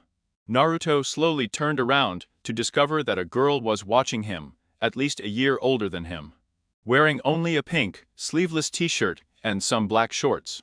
Brown hair was arranged in buns, and she had brown eyes. Naruto stared for a moment, and stared for a moment, before he broke the awkward silence. "What are you doing with RK?" he asked when his head fell off before taking sorry. There were sounds of fighting, cries for help, and then he stifled the cries for help before the store went silent. We looked inside to see that Naruto had tied the mysterious girl up with some of his old ninja wire, and then gagged her with one of his old gloves. "Now, if I take this glove out of your mouth, won't you scream all right?" Naruto asked as the girl slowly nodded, and Naruto pulled out the glove. The girl gasped for air for a second before looking at Naruto. "What's the big idea?" he asked when the resident thief fell down. "Well, my name is Naruto Uzumaki." "Oh shit, I shouldn't have told you my name." Naruto groaned when his 5-year-old mind hadn't thought of that before. When he looked at the girl, he noticed something strange. She had stars in her eyes. "Naruto Uzumaki?" he asked quickly as Naruto nodded. "The Naruto Uzumaki?" he asked again as Naruto nodded. "I'm the only one I know," Naruto said as the stars grew. "Are you the street fox?" she asked, sounding a little excited, while Naruto nodded again. Then he did something that Naruto couldn't wait for. She squealed in a high-pitched squeal, like he heard from those fanatics he saw with the guy who caught him today. When he stopped, Naruto looked as he started to jump in his chair. My god, my god, my god, my god. They steal my street fox. No one at the academy is going to believe me," she screamed when Naruto's head fell. Excuse me," Naruto asked as the girl cut the seat. "I never thought that I would be robbed by the same fox from the street. And now I am. I mean, I was hoping you'd be taller and older, but this is great nevertheless." The girl screamed when Naruto's head fell again. "Could you tell me why are you acting like this?" Naruto asked as the girl amazed him. "You don't know, you're the street fox. You are practically a living legend in our class at the academy," the girl said as Naruto raised an eyebrow. "Really?" he asked as the girl nodded fiercely. Yes. I mean, you rob the shop owners, they outmaneuver Chunin and Jonin, and then you disappear out of sight, in the dead of night. All of a sudden. You're like a manga character only really," the girl screamed when Naruto smiled and rubbed the back of his head. "Wow, first the old man, then a whole class at the academy. I'm more amazing than I thought," Naruto thought as the girl continued. "So, what do you want to steal from my street fox-san?" he asked when Naruto's beat dropped. "Well, I'm starting at the academy, so I came to steal kunai, which I have, shuriken and ninja I'll run away," Naruto said as the girl nodded. "Very well, if you untie me, if you promise to do me another favor, I will give you those things," the girl screamed as Naruto nodded and untied her. Then he got the things Naruto asked for, faster than he thought possible, and put them in his sack. "Wait here," she screamed as she went back to a back room and ran out with a kunai. "Could you sign this?" he shouted as Naruto nodded and started to sign the kunai. "So, who am I doing this to?" Naruto asked while the girl laughed. My name is Tenten. Tenten screamed when Naruto signed his name and squealed. Oh my gosh, I'm showing this to everyone at the academy when it starts, even Lee. A little better. Something was bound to screw up eventually. Something always does. And a pair of black shinobi sandals, the ones I was going to steal. Naruto, knowing an easy job when he saw one, sneaked into the shoes at the display window, grabbed them, and then sneaked into the shoes. Better, while Naruto made his way, he was choosing the clothes that he was going to get the clothing store, and sneaked into the main entrance. Forest green shirt that accompanied a pair of camouflage pants with those strange pockets that he usually saw on the sides of the pants, that the people chasing him had. Spiral on the back. For the most part, the day. Chunin had just given permanent foot problems while running into an alley. By the time Naruto had reached his hiding place, he was still broken about how well it worked and tried to remember more nails like that. He took with him, and then marked the current date, since it was practically sunset. Naruto yawned as he prepared for a little trick he had learned during the first half of his sophomore year living in this dump. Sleeping with his eyes open. Naruto couldn't count the amount of times during his first year when one of those strange talking dogs would sneak up and start attacking him while he was sleeping, but he got them back just fine, hehe. But putting that thought aside, Naruto relaxed his body and mind, and a few seconds later, his face lost all expression. His eyes all their joy, while his head bowed slightly. Falling into just a little comforting, but sleep alert, Omake Naruto expertly sneaked into the entrance of the shoe store. And doing as he saw another guy do before him, brought his hands to his mouth and started screaming at the top of his lungs. Sale of shoes. Sale of shoes. Naruto screamed as he looked down the street. The last time I saw the owner of this place made the place flooded before he could even blink. Naruto thought as suddenly yawning on the street started clicking. This time, Naruto looked through the streets to see the women of all ages come running through the streets, huge hearts in their eyes. Not again.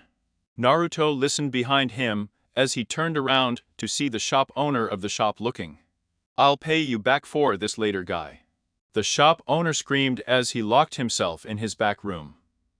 Naruto was about to jump in with him when the tent was immediately filled to the brim. Naruto almost suffocated before grabbing the shoes he was looking to steal, and then forcing his way through the almost endless sea of shoe-crazed women in the streets.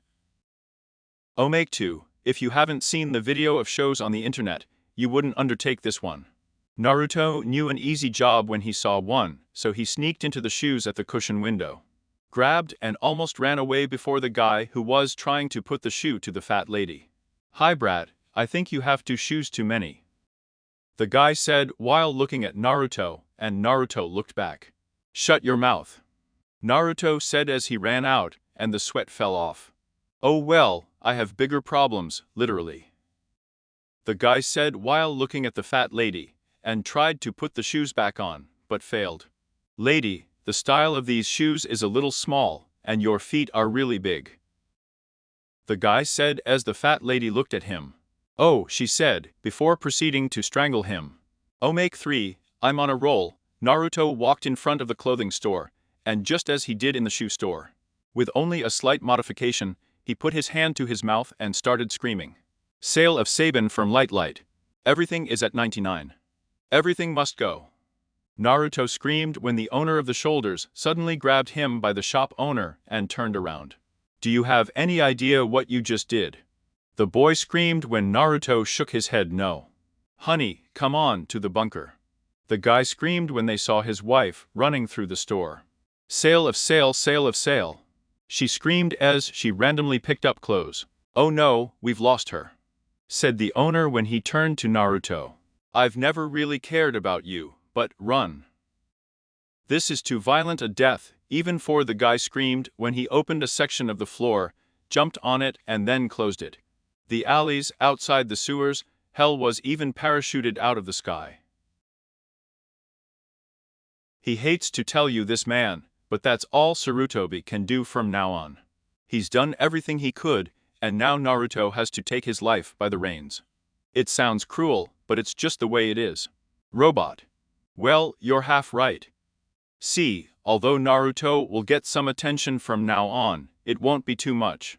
After all, his whole club is in the next class, so they won't see him too much during the academy. But, while he may not make jokes for attention, jokes can be used for other purposes. Shikamaru the nerf, yes. Only Tenten's class has heard of him. After all, they are in the academy. So they would get the news about certain matters related to the Konoha ninjas. Pirishin, the Dragon King. Well, I think after all his years of hunting wild animals, Naruto will find it very difficult to pass up the deliciously plump cat. Chapter 5 Academy, the worst first day. The sound of the chirping birds was the first thing that will come to Naruto's ears as he woke up. He sat down in his tent and yawned as he stretched out slightly. He got up from the tent and stretched more completely while scratching. Naruto yawned as he walked to his pile of new clothes and picked up the set of black clothes and walked towards the sewer entrance. He opened the lid and jumped into the sewers. Naruto navigated around the sewers, careful not to allow any of his new clothes to be washed away in the spill. Naruto finally got to where he needed to get to, as he saw a bright light at the end of the long, dark, smelly tunnel.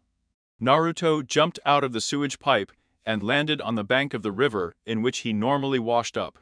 Naruto looked up at the sky and saw that the sun had not yet risen over the trees, so he had time. Naruto knocked himself down a couple 100 feet. After all, he wouldn't want to take a bath because of the villagers' trash. Naruto threw the new clothes aside and undressed on the river bank. Naruto then jumped straight into the water and swam a couple of feet into it. He returned to the surface, was shaken a little when he got used to the rather cold water in the river. After getting used to the water in the river, Naruto floated a little, soaking his body in the river's cleaning water. As the dawn began to slowly approach, the sky began to light up slightly. Naruto made his way through the river water and to the shore. She shook herself for a while before trying on her new clothes. I had to say that they were quite nice. His shoes and coat were a little oversized, but the shirt and pants were fine. And she really liked these clothes. They really were the first nice things she has had for a long time. Then, Naruto thought about the sewer tunnel, so he took off his new shoes and replaced them with the old one, and climbed up his pants legs halfway. I didn't want to ruin these things so soon. He returned to his hiding place and managed to pack. He loaded the pockets in his cargo pants with kunai, shuriken and ninja I will flee, all the essentials for Naruto Uzumaki. Naruto looked at the sky again for an idea about time. He saw that the sun was rising over the tree line. He had plenty of time. The old timer said a couple of hours, whatever they were, after sunrise. So I could have breakfast, and then go to that place at the academy. Naruto got his trusty burlap sack and stumbled into the city. By early morning, all the shops were closed, but the food places on the side of the road were still open. Since Naruto wanted to get to this academy place early, he decided to find a store on the way to the academy. Actually, it was a few blocks later that Naruto found his target. Ichi Raku Ramen, what is ramen? Naruto asked while slowly reading the kanji that were on the fins of Ichiraku's ramen shops. The lights were still off, so Naruto knew they weren't awake. Naruto sneaked under the flap and slowly opened the wooden board leading to the kitchen and sneaked into the supply cabinet. Every food store on the side of the road had one. Naruto learned this after stealing so many treats. Naruto opened it and saw these strange square things. It looked like they were made of noodles. Naruto picked one up and slammed it against the side of a counter a couple of times. It was as hard as a rock. Naruto took it to his mouth and tried to bite. Youch. This thing is harder than a rock. Naruto yelled at me as I threw the raw square of noodles in the cupboard. And it's obsolete. Do people honestly eat that garbage? Naruto said as he continued to look through the cabinet and found nothing but those noodle squares. What the hell, it has to be more, Naruto said as he heard someone start to walk down the stairs. Man, I'm out of time. Naruto thought as he ran out of the back of the store and returned to the streets, thinking that breakfast could wait for the day.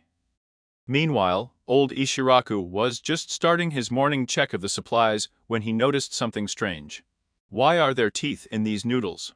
Ishiraku said while looking at the marks.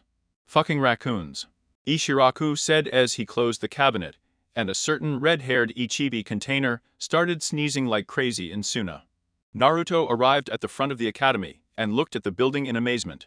It wasn't as big as that tower the stranger and Tachi took him to, but it was still pretty impressive. Naruto saw that no one was coming, and that no one was there, so Naruto sat on a nearby swing and waited for an hour and a half. Wishing now that he had bothered to try to steal something else, when some kids who were older than Naruto came. Naruto looked at these children, and saw Temtem with a group of them, showing the kunai he had signed for her a few days earlier. Then Tenten looked in his direction, saw him and greeted him. The other kids who were with her were looking in Naruto's direction as Naruto came back to say hello, and Tenten explained who he was.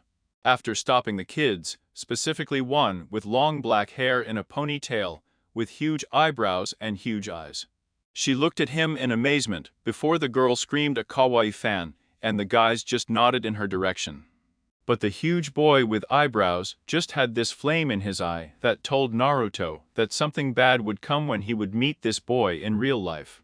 But soon those children entered the building, and finally the children who looked around their age arrived, their parents holding their hands, as they were escorted to the front of the school.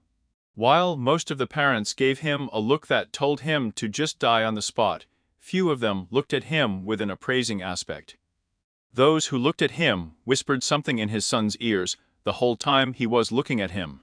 But those assessing him simply took their children into the building. Naruto got up from the swing and entered the academy building. Naruto walked in there for a while, trying to find some sign of where he was supposed to go. He saw a Chunin in the hallway, and, deciding that he could take a chance, he went up to him and pulled his jacket. "Hey, do you know where are the new kids supposed to go?" Naruto asked as the Chunin turned around with a slight smile. "Sure, it is," the Chunin began to say as he looked down and saw. "It's you," the Chunin screamed while pointing a finger at Naruto. "You're the one who did this to me," the Chunin shouted as he pointed to his feet. Naruto swallowed a lump in his throat as he looked slowly. Yes, it was one of the Chunin he had used his nails on a few days ago. There were so many bandages on his feet they almost looked like a cast. "Now," El Chunin said as he broke his neck. "Because of what you did, I'm going to break my legs," the Chunin screamed while trying to jump on Naruto. Naruto jumped backwards, and then made a mad dash backwards from the Chunin, who despite being partially attended by Medans, was having trouble running after the boy. Naruto rounded a corner, and thought he'd better give this guy the slip. Naruto saw an open room to his left, and thought that the room should. Naruto slipped inside the room, closed the sliding door, and waited until he heard the footsteps of the Chunin's foot. Naruto sighed when he turned around and met the strange looks that many kids his age, and another Chunin with tan skin, dark hair that was in a ponytail, and a scar over his nose, were giving him. Naruto, the kids and the Chunin looked at each other for a few moments before the Chunin coughed several times and broke the silence. "Naruto Uzumaki, you're late. Do you mind giving me an explanation?" El Chunin said while looking at Naruto with stern eyes. "Well, you see, this Chunin was chasing me in the hallway, so it took me a while to shake it off," Naruto said when some of the kids started laughing, while others looked at him with a yes, right look. Iruka simply raised his hand to silence the children, while looking at Naruto. "All right, Uzumaki, just get to a seat, while I continue with the error call." The Chunin said that most of the children stepped on their eyes at what he said, slept, said nothing, or ate, while Naruto sat at a desk that placed them next to this boy with brown hair, with these strange marks on the sides of his face, and a puppy, which seemed strangely familiar to Naruto, and another boy with black hair tied on a ponytail that was asleep right next to it. Naruto heard the puppy growling to his right, and watched as the boy stroked the head. "Akamaru, he's the one who shaved you," the boy said when Naruto Ezua fell. "Great, I'm sitting next to that dog's master," It could have gotten worse today, Naruto said as the sliding door opened, and he saw the Chunin who was chasing him down the hallway came in. "Oh Mizuki, what took you so long?" the tan Chunin said to Mizuki as she entered the room. "Well, you see Iruka, he was chasing that stray fox down the hallways and Mizuki said as she looked around the room and saw Naruto sitting in the classroom. "I'll get you later, punk," Mizuki said as she sat down next to Iruka, and Naruto just sighed as he looked up at the ceiling. "You're just not giving me any rest today, are you?" Naruto thought as he looked down and waited while Iruka finished the roll call and looked at them all. "All right everyone, my name is Iruka, but everyone will call me Iruka-sensei," Iruka said as Mizuki sat down. "And my name is Mizuki, and you will call me Mizuki-sensei," Mizuki said as the class nodded. "And, for the most part, we will be his teachers for the rest of his time at the academy. We look forward to teaching you everything you will need to know to become an excellent Konoha shinobi," Iruka said when Naruto started fidgeting at his desk. He had been waiting for this for the past few days, and he was excited to finally start training for the occupation that would change his life. Then, everyone would get the books that are under their desks and open them to the first page.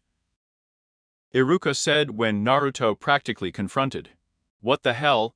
The old man told me that we were training to be ninjas, not the bookworms," Naruto thought as he reluctantly took out the book and opened it. It was on, oh hell, Naruto didn't know what it was about. "Great, I can barely read a word of this, there's no way this day can get worse," Naruto thought as suddenly Iruka looked at everyone. "All right, has anyone here had any experience in learning to read kanji?" Iruka asked while everyone, including Naruto, had a bit of experience, raised his hands. "Very well, since everyone can read, then there is no point in teaching to read kanji," Iruka said as Naruto practically banged his head on the desk. "I should have kept my hand down," Naruto said as Mizuki said something, which he wasn't really paying attention to. But then he noticed it when she pointed at him. "Why Uzumaki, thanks for volunteering to read something out loud for us," Mizuki said as Naruto's head lifted, and he looked at the hand, still raised. "I really should have left my hand down," Naruto thought as he looked at Mizuki, who was looking at him. "Well, Uzumaki, what are you waiting for?" Mizuki said as Naruto swallowing. "Well, you see Nasei, I really don't know how to read too much," Naruto said as Mizuki was about to say something before Iruka cut off.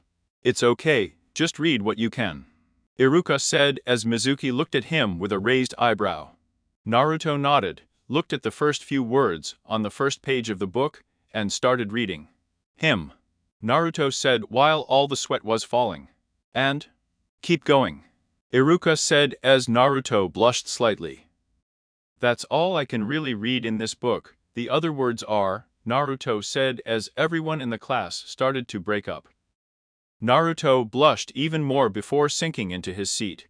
When the laughter subsided, Iruka cleared his throat. "All right, anyone else want to read?" Iruka said as the hands of other kids raised their hands while Naruto sat there, just listening to the kids read aloud. While he heard some comments about him that made him want to hit them all over the room. Lunchtime finally rolled around noon, and Naruto was starving. Balancing in front of the whole class and trying to read when you could barely read at all, that a child would be hungry. Add to that, he didn't have breakfast this morning, and you had an incredibly hungry Naruto. Naruto decided to have lunch, but since the academy didn't offer lunches, he was going to have to steal some lunch. Naruto looked towards the door where Iruka and Mizuki were and saw that they were drawn into a deep conversation between them. Naruto saw his moment to escape and took it, running out of the fence into the city. Meanwhile, Mizuki and Iruka's conversation was getting interesting. "So Iruka, what was up with saving the hell brat? Don't tell me you're going easy on us," Mizuki said while sighing. "Mizuki, we are teachers of the academy. That means that no matter who comes through these halls, even if it is him, we must teach equally. I'm not going to be soft on all of you, I'm just following the code delivered by Hokage-sama," Iruka said while Mizuki chuckled. Regardless of Iruka, but I just hope you remember what that thing did to your mom and dad.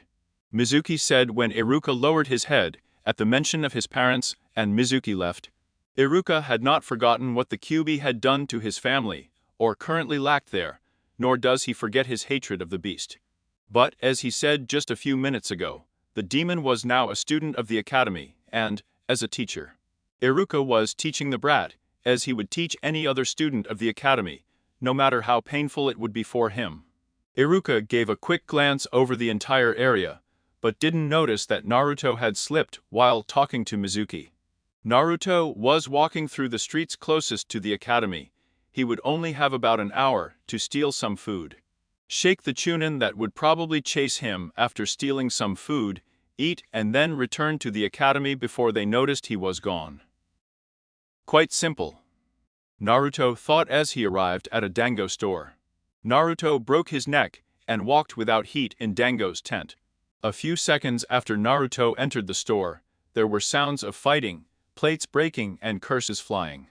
A few seconds after that, Naruto ran out of the dango shop, 10 dango balls in his arms, being followed by the shop owner who was swinging a broom. A few seconds after that, 2 Chunin were on the scene, and after a few seconds of talking to the owner of Go shop, they were chasing Naruto.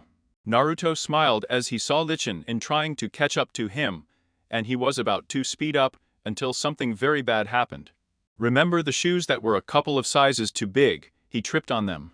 Naruto fell on his face forward to the road and crawled on a couple of feet, the dango he had stolen spilling all over the floor.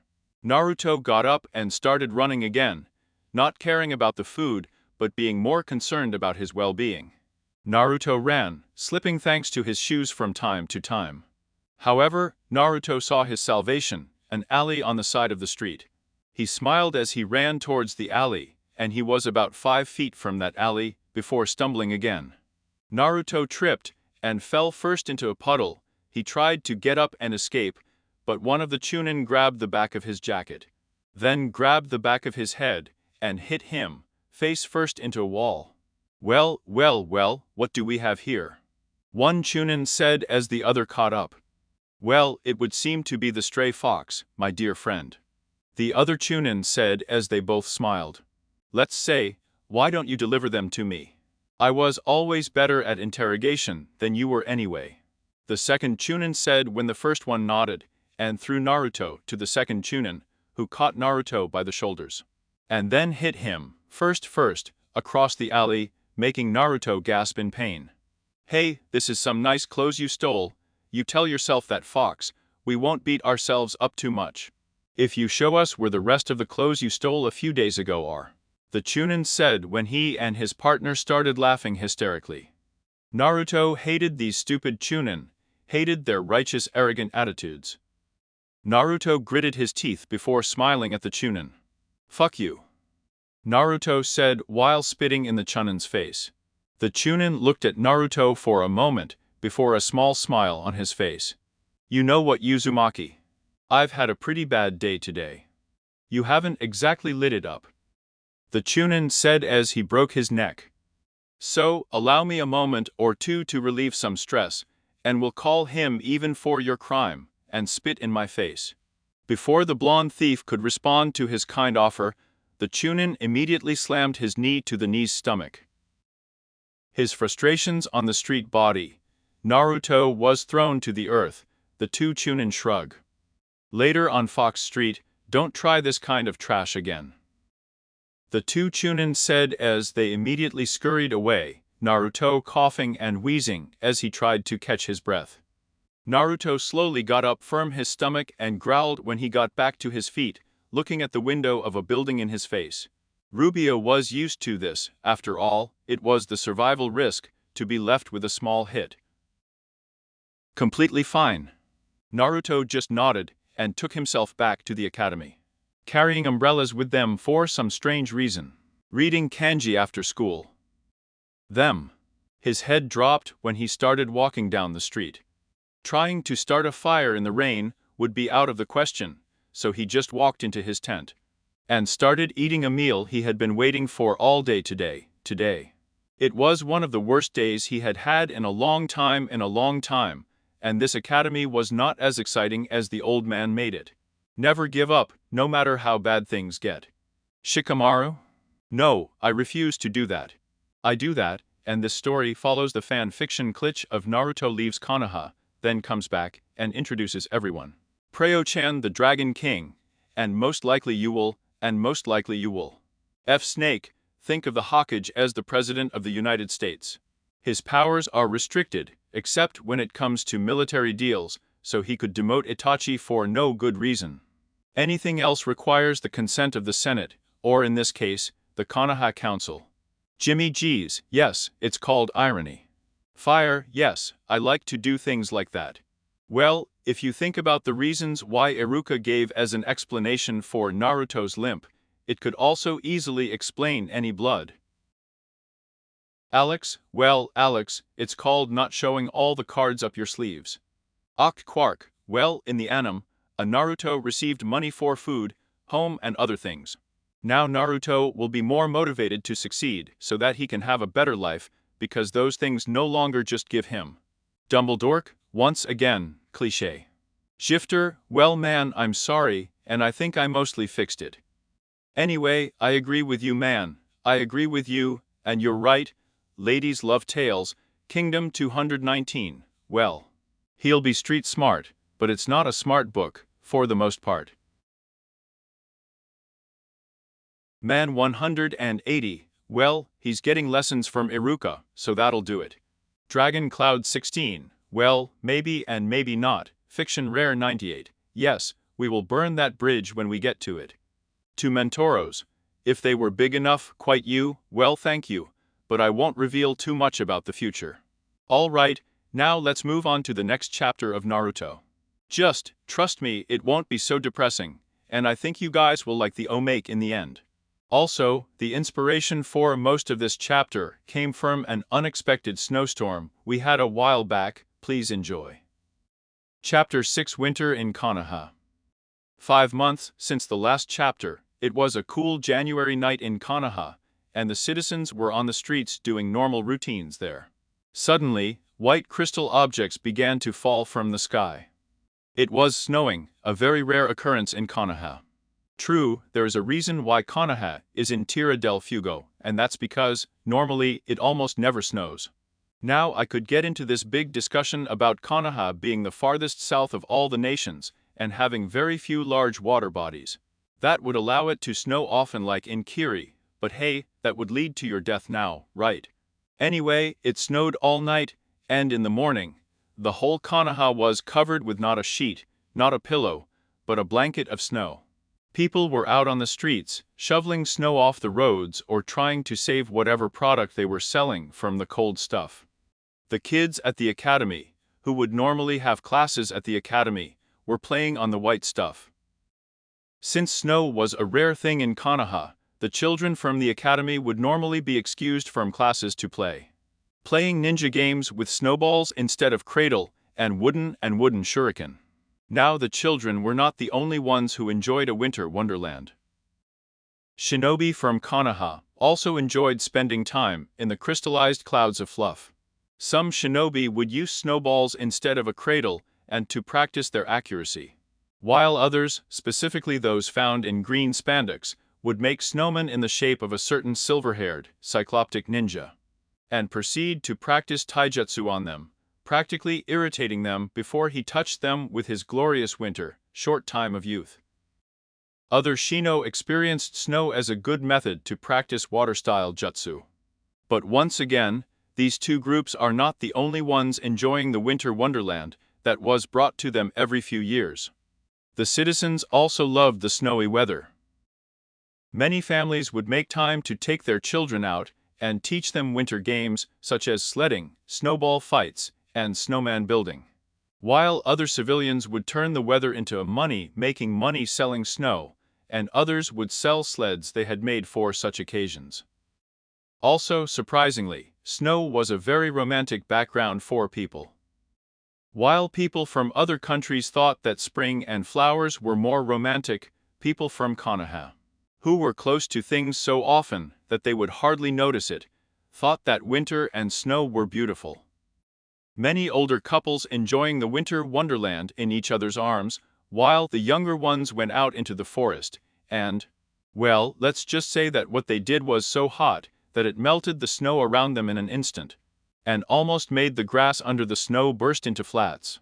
Even the Hokage, an old man, who, of course, should hate snow because of arthritis pains, loved the white weather, and would take the day off from his office job to enjoy the rare occurrence. Yes, everyone in Konoha really liked the snow, but Naruto Uzumaki, who lived in his hideout in Konoha, did not. Now, why does he hate snow? Well, to be honest, no one knows. It could be that her ninja sandals were too big, or that her hair froze, like a wig. But I think the most likely reason of all was that her hypothalamic gland was 3 sizes too small. But whatever the reason, her gland or her frozen wig, she sat in her hiding place with a blanket around her, shivering as if she was just using the leaf of a fig tree. "Hey, you'd drop all that rhyme," Naruto suddenly shouted at the narrator. "Oh, I'm sorry," the narrator said as he cleared his throat. "Now with the chapter," the narrator said as his voice slowly faded from existence. The now 6-year-old Naruto sat down in the middle of his hiding place. Even though he had a blanket around his shoulder and was standing next to a campfire, he was shaking. He sat there, shivering and occasionally sneezing. How I hated the snow, and how I hated the cold. The snow took away all the advantages he had on clear days, and without a doubt, he couldn't sneak away, because nothing he had was white, it stuck out like a sore thumb anywhere. In addition, all the animals were hidden in the snow, so the hunting was hard. Their easy source of water, for drinking and bathing, was frozen, or too cold to even enter. Dada. Your sess so cold. Naruto stuttered from the cold while sneezing, and rubbed his nose, which was turning red. I do that he has hated Coca-Cold, Naruto said as he sneezed again. And he hates snow, be filling up again, Naruto continued his rant. Kak I can't hear and anywhere because BBB exposed, Naruto said while sneezing once more. It's cold, Naruto screamed while sneezing 3 times. First, I rarely kamba want, and when I make kakakachalgo, I can't cook it. Naruto screamed when we see that he is grilling a piece of rabbit meat. Well, toasted would be the word that would be used if the meat had not been completely frozen. So I guess you could say I was thawing a piece of rabbit meat over some coals every time it was fired. The surrounding snow melted and the water put out the fire. And it's cold, Naruto screamed again while sneezing 5 times. Naruto screamed when he passed into a sneeze. Naruto sat there for a second, his little rant warmed him up a bit, but only for a while. Naruto snorted a little, the mucus in his nose accumulated again. He sneezed again, and rubbed his nose as he tried to bite into the frozen rabbit meat. Ooh, Naruto said as he put the rabbit meat back on the fire. Naruto remembered this morning, he had woken up and found the snow covering the entire ground. I hated the snow, and today I was looking to go to the academy. For the past 5 months, Naruto had been reading, and reading. I hated him, I hated him, I hated him. And he also had those lessons from Iruka for the first 3 months. However, at the end of the 3rd month, he learned mostly, it was very boring, but he endured it. Because he knew that the only way to get the hell out of the hole called his hiding place. But, until now, nothing had been like Sarutobi said it would be. Sarutobi said he would find the children his age, no one would talk to him. Either they thought it was weird, or their parents told them not to approach him, or maybe even a combination of the two. Although I didn't really know the children, I knew mostly about them. There was a strange boy with the stray dog that bit him, that shaved that sat next to him. They were Kiba Inuzuka and Akamaru. There was a kind of chemistry between them, which made them absolutely hate guts. Naruto also thought that Mutakamaru was also very annoying. I mean, it was a small dog, and you know how annoying small dogs are when they bark. It's not a rough bark, it's an ip bark. The annoying kind. They absolutely hated each other, but when Naruto would study, Kiba would try to distract him, but he was also vice Corsican. Then there was the kid on the other side of him, the sloth with the pong and spiky tails, Shikamaru Nara. Naruto never talked to him, and he never talked to Naruto. So Naruto, he never had any problems with him, and he didn't know anything about him. Then there was this kid with spiky black hair who always wore glasses, and this trench coat, Shino Aburame. They didn't really talk either, but he knew she didn't like him. He didn't know how he could tell, but for some reason, every time he got closer to it he would hear this humming sound. And when he really got closer, it would get louder, louder and louder. Something about that just told him stay away. Then there was the chubby one, with all that food he always had. No, stop drooling. Anyway, his name was Shuji Akimichi, and he has these weird bug swirls on his cheeks. And eat, that's all Naruto knew. Then there are these two girls, the blonde of one, and the other has pink hair with which she covers her forehead with. Why she covers it, I don't know. Anyway, that Ino girl is really popular, and the other one, well, I don't know too much about her, but she cries a lot. Maybe someone died. Anyway, Naruto didn't talk to either of them, Ino because he couldn't even get close to her without being pushed by his friends. And Sakura, well, he didn't know her. Then there's Inada Yuga, like some others, Naruto didn't know anything about her except that she has those eyes. It's kind of cool, but also weird. Anyway, that brings me to the last one you know, Sasuke Uchiha. Naruto found out that his brother is the one who chased me one day. He smiles quite a lot, but avoids Naruto. Remember that this is some time before the massacre. Anyway, he hasn't really talked to anyone, and there's no super cool ninja training. But Iruka said that they would get a surprise today, and Naruto was a little anxious, but it snowed, and now he had to wait. And the worst thing is that he walked to the academy, in the snow, and then had to walk to his hiding place in the snow. After finding out that it was closed for the day, which only took him an hour of standing out in the snow to discover. Naruto sneezed some more and continued trying to heat the meat. Naruto took another bite, and when Naruto was finally able to bite into it, he began to devour the meat. The seal inside the complex sewers, that was Naruto's mindscape, well, it was blue and the water was frozen. We hear sneezing coming from somewhere in the sewer. The sneezing is loud and deep. While traveling, we came to the seal, which has icicles hanging from it. We checked inside to see Kyubi, the big nine-tailed fox, shaking like a leaf in the wind, and with icicles being handed to him from the nose. The big Kyubi sneezed, while using one of his tails to slide the icicles away from his nose. The gods be damned. This is supposed to be the land of fire, not the land of snowy Kirby. She screamed as she continued to sneeze and tremble. I hate the cold, it freezes my fur, Kirby said as we watched that, in fact, his fur was frozen in place. I guess I'm a fire biju, I hate the cold. Kyubi sneezed again as he sat there, continuing to fear as if there was no tomorrow. Naruto's stash, Naruto, sat in his stash for a good 5 minutes, after finishing the rabbit meat, partially cooked. Naruto sat there, just shivering, until he got tired of sitting and cooling down. Dada, I do enough sitting at the academy, and I'm going to Excelsis, at least it'll warm me up. Naruto said as he ran to his pile of clothes and put another jacket. He already had 2 on, he might as well put a 3rd one. There we go, now to go for a run. Naruto said out loud to himself as he started to go at a jogging pace. Konoha Park Sarutobi was enjoying this wonderful day. There was white snow covering the normally green trees and the bare roads of Konoha. Although the flowers were no longer in bloom, most of them were not even alive, the snow was a wonderful background. On it Konoha normally green. He took a deep breath of the cold air and expelled it, feeling it slightly tingling from the cold air. Sarutobi took out his pipe and lit it, and started walking again, before he heard the sound of snow crunching behind him. He turned to look behind him, and smiled to see Naruto running towards him. Sarutobi waved while smiling, and when Naruto saw him he did the same, only he kept running.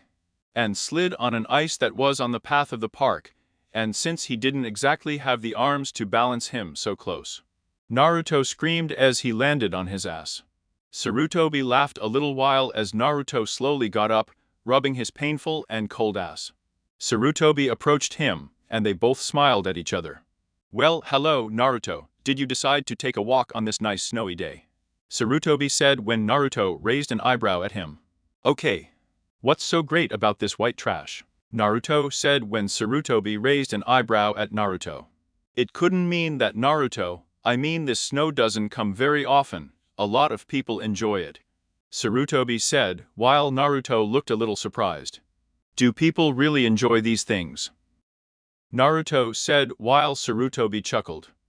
"Naruto, you can't honestly tell me that you've never played in the snow before," Sarutobi said as Naruto looked at him. "You've played in the snow before, right?" Sarutobi said as Naruto kept glaring at him. "I have no idea what you're talking about. You're really Ben, aren't you?" Sarutobi said while Naruto nodded, and Sarutobi laughed. "Well, then, it's my day off, I might as well show you," Sarutobi said when Naruto raised an eyebrow. "Show me what?" Naruto said as Sarutobi ruffled his hair. "To enjoy this kind of weather," Sarutobi said when Naruto almost started laughing at such a crazy idea. Does he enjoy the snow? Hell would probably freeze over before we started enjoying the snow. But Naruto decided to humor the old man and followed him.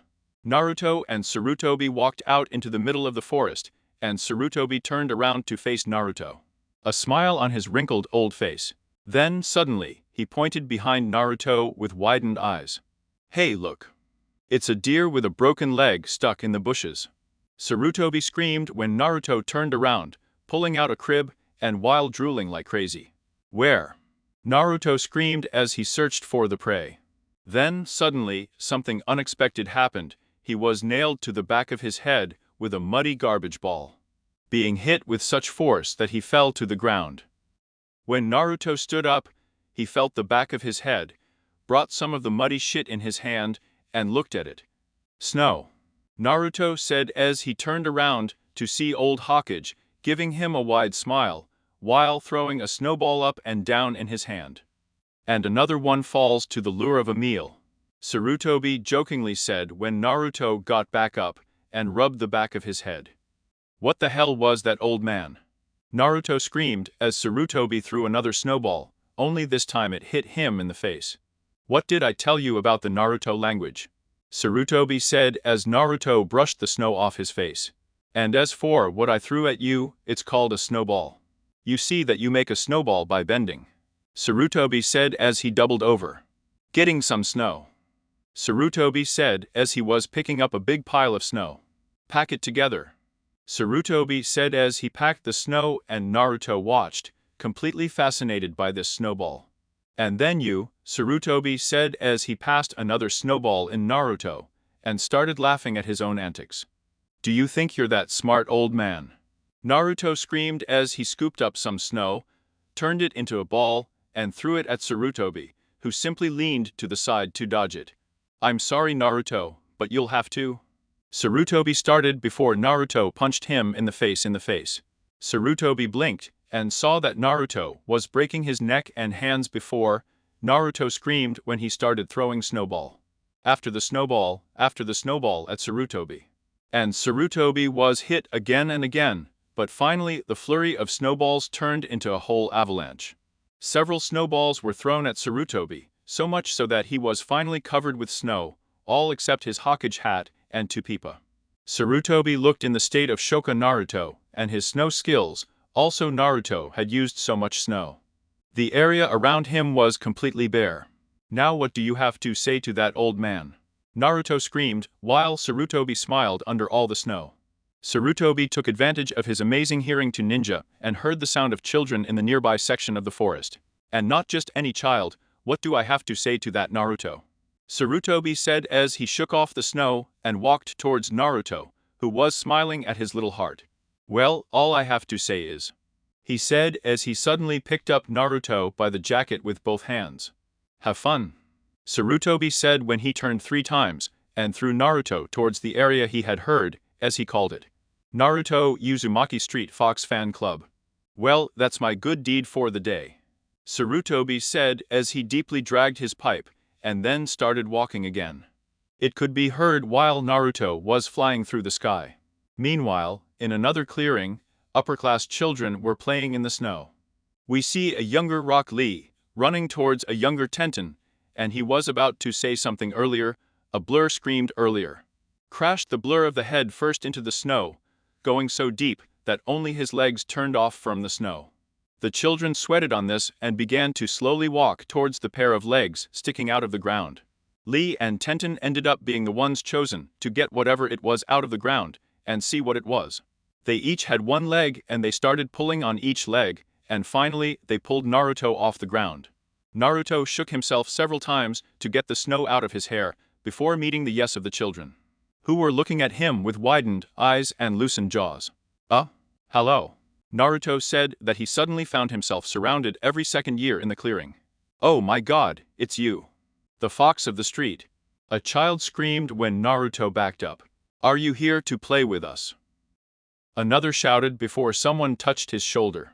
Naruto turned around to see Tenten. Hi Naruto, do you remember me? Tenten asked as Naruto touched his chin for a second. Oh yeah, you're the girl I gave that kuna to and signed. Naruto said as he shook his head up and down several times. By the way, what did you do with that? Naruto asked, while Tenten had a thoughtful look on his face. I put it on a case so I could preserve it. Temtem thought while she smiled. Oh, just keeping it up, it'll be worth a lot one day. Tenten said as Naruto smiled before he felt someone else touch him on the shoulder. Naruto turned around this time and saw the big, bug-eyed kid who had those flames in his eyes a few months ago. Hello Street Fox, my name is Rock Lee. Lee almost screamed as Naruto looked at the eyebrows of these children. It looks like Noruga's, Naruto thought as suddenly a snowflake fell on one of Lee's eyebrows, causing him to move a little while. As Naruto continued to stare with even wider eyes. Maybe they're caterpillars, Naruto thought as Lee continued talking. And I'd like to ask you something, Lee said when Naruto raised his eyebrow. All right, shoot. Naruto said while Lee nodded. A year ago, during a practice session, I, as well as everyone else, found out that I can't use ninjutsu or genjutsu. Do you know what they are correctly? Lee asked while Naruto nodded. Iruka had taught everyone a little bit about ninjutsu and genjutsu. They haven't been taught anything about how to use them. But he knew what they were. Anyway, I'm wondering, do you think I have the ability to become an excellent ninja with just taijutsu? He said to her as everyone started to get around him. For sure. Naruto said when everyone stopped laughing and was looking at Naruto. I mean no ninjutsu or genjutsu, and look at me. If you become fast and strong enough, you can become a ninja, I'm sure. Naruto said as everyone's eyes parted and everyone looked at Naruto. What? Naruto asked while Lee suddenly started crying. Thank you for your encouraging words, Street Fox. I promise that I will become an excellent ninja. Lee screamed as he started to enter the air. I'll train the hardest. First I'll start by running 5 laps around the academy non-stop, and if I can't do that, I'll do 100 push-ups, and if I can't do that, Lee took off as everyone looked at him, with a growing bead of sweat on the back of their heads. I hope he won't be absent from this, everyone thought when Lee suddenly stopped his rants and turned to Tenten. Or try, before you forget, where is Neg? I thought you said how did he get invited to come play in the snow with us already? He said to her while Tenten shrugged his shoulders. It beats me, after I told him that he just said that he had to bring someone along with him. Tenten said he suddenly heard a barely audible scream behind them. They all turned around to see 2 figures, one higher, the other, running towards them at a more civil speed. Ninjutsu genjutsu, and look at me. If you become fast and strong enough, you might be able to become a girl, I'm sure. Now go, Bei is back to wreaking havoc in Konoha. Egid, who are you calling an evil genius? Auslan, wow, good guess. Dragon Man 180, it means maybe, but Naruto thought it was bad, no, so Sarutobi is in the clear. And good job figuring that out. Artemis Igniton, oh yes. Whistles when a smoke ball van pulls up, Ajicat, just go to pictures Konoha. Wings of Eagle, He actually did it long before he met Guy. Silver Warrior, it's true. Y-Zone, you don't have to worry about anything, sir. I'm just in a routine as of now, so don't worry. And also, that's why I make my stories original, so they raise the bar. Shanna program, well, I'm pretty funny. Zone Shifter, thanks, I came up with it myself. But, you're forgetting one thing. Although they can help him, if they make their position within the village, and their clans will be despised. Just because a clan leader can help, doesn't mean they would. After all, they have to think about what is best for the clan. At least they can't do it themselves, but they can spread rumors. Just wait and see the man. And listen, I know it's been a while since I've updated this, but man, I have real-life stuff that needs to be taken care of. Please understand that this is not the only thing that is in my day. Wow, in any case, I guess since most of you thought the chapters were filler, that was the reason behind the lack of revisions. I hope to have a lot more this chapter. Anyway, let's move on to the next chapter of Naruto. Alone. Chapter 7 Winter in Konoha.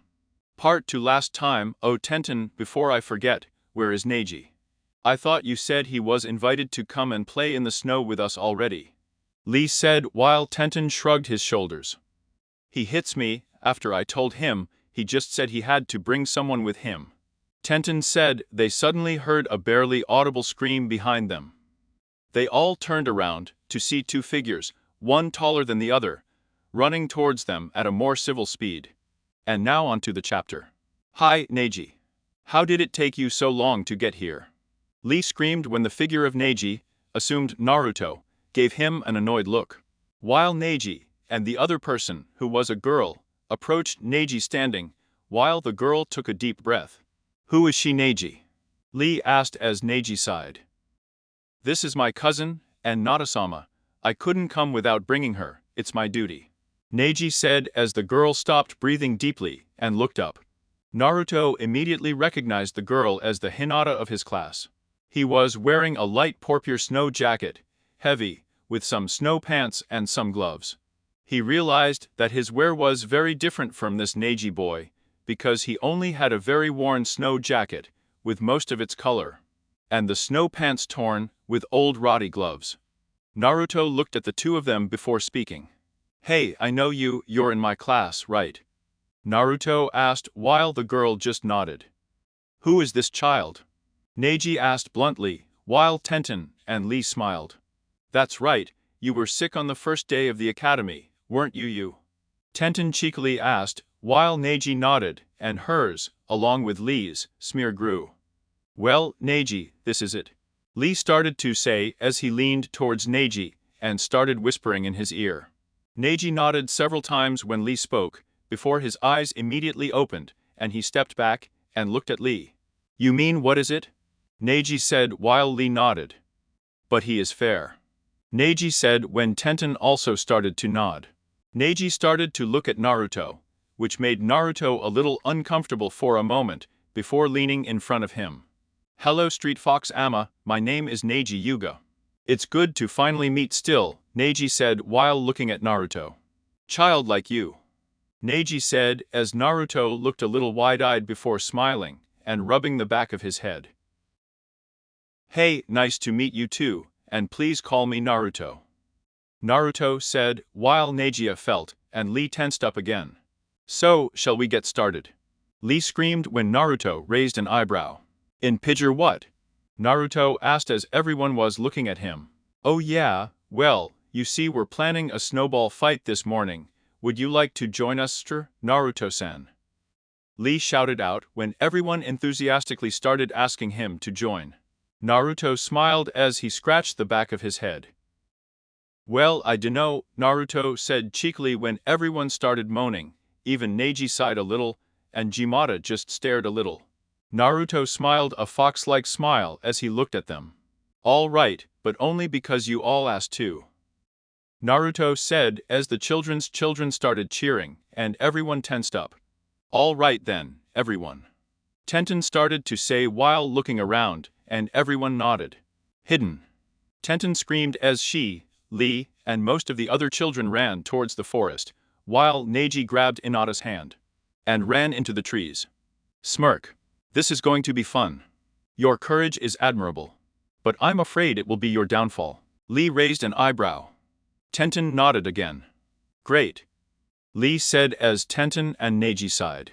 I mean, with the stories we've been told, I think this would be the best plan of action. He said as Hinata tugged at Neji's robe. What is Hinata-sama? Neji asked when Hinata backed up a bit and tried to see some answers. After the failed repeated answers, Neji, Nata, who took a beating, and tried to see some repeated answers. What did Hinata-sama ask him? He talks too much, Neji said as Hinata nodded along with him. Lee straightened up and turned his head away from Neji. Neji, I'm ashamed of you. As a member of our class and our unofficial club, your membership rights depended on you telling a person about the stray fox. Lee said when Tenten nodded and Neji sighed. Well, let's say now then. Fox. Neji said while Hinata nodded. We all heard about him for the first time during a day at the academy. One of our teachers came into class, covered with a little dirt, and seemed a little depressed, towards Hinata and came close to her ear. Nejil came to her. About any other thief. He is an honorable thief. He only steals during the day when people can see him, and never harm an innocent person. He is also a master of theft and persecution. He survives his encounters and returns the next day. He is even said to have moved away from high-level Chunin and low-level Jonin. Another, his nicknames are also Shadow Fox, as it was rumored that he has the ability to enter and exit the shadows of Konoha without even being noticed. Everyone brought their fist. Innately, she was a star person. Innate asked as the three of them stared at her with a surprised look, or in Neji's case, a slightly surprised appearance. Then Tenten just smiled as he put his hand on his chin and gave her. You don't know how to look. Neji felt, and Lee just shook his head up and down, yawning as he suddenly heard someone coming from behind him. Back to the boy who threw it, hitting him in the face and knocking him to the ground. Gura from the area, having been hit, and effectively went out of his game. Will I hide you from me? I've hunted moose that made less noise than you two. With the exception of Neji, Lee, Hinata jumped out of their hiding places, holding snowballs in their hands. When he didn't find one, he decided to make one. Naruto quickly dived to the ground and started tunneling under the snow. Everyone was surprised as they looked at the place where Naruto dived into the snow. All of them thinking, is the snow really that deep? But then they started thinking, well, he was a little short. Then, suddenly, one of the children was dragged under the snow. Everyone panicked for a moment, and everyone decided that maybe staying on the ground wasn't exactly safe, so everyone climbed the trees. When everyone got there, everything was silent for a moment. Well, that was before I heard muffled screams, and looked in the direction they came. They saw that the street fox had got behind one of them while they were in the trees, and was now falling backwards out of the tree. He and the boy he caught fell into the snow, leaving no trace besides the entrance that he created. Meanwhile, Naruto came out of the snow about 20 meters away, smiling as he finishes the boy along with him. Naruto, he was excited. He was really driving these kids crazy with his tricks, he thought. Naruto had never had so much fun in his entire life, and this was helpful. He was learning tricks that he could never have thought of if he stayed curled up in his hiding place. And he was scaring these shitless kids with his cunning tricks, now. How to get the rest of the kids out of the game? He already pulled 2 of his last mind tricks, maybe he could find another one. Naruto laughed while thinking about his next trick, and dug under the snow again. Meanwhile, the children were in the trees, now even more alert than ever. If the street fox could climb a tree without any of them noticing, who knew what else he could do? Then everyone noticed that a small tunnel path was forming, obviously Naruto digging under the ground. A boy jumped out of the tree, smiled a ton, and then reached his hand into the snow, grabbed a handful of something, and then pulled a stray fox out of the snow. Naruto was struggling to get out of this kid's grip, but the kid had a pretty solid grip. Well, I have a street fox, he shouted as he tilted forward. So how are you going to get out of this fox of a street? He said when Naruto started smiling at him. Well, I'm going to get out of this because you forgot a very simple lesson, Naruto said as he started making nauseous sounds. He said when the nauseous sounds became louder. You. He said the guy could have sworn he saw something in the back of her throat. Kasha is redox. Naruto gagged and screamed as he threw slushy all over the other boy's face, causing him to drop Naruto.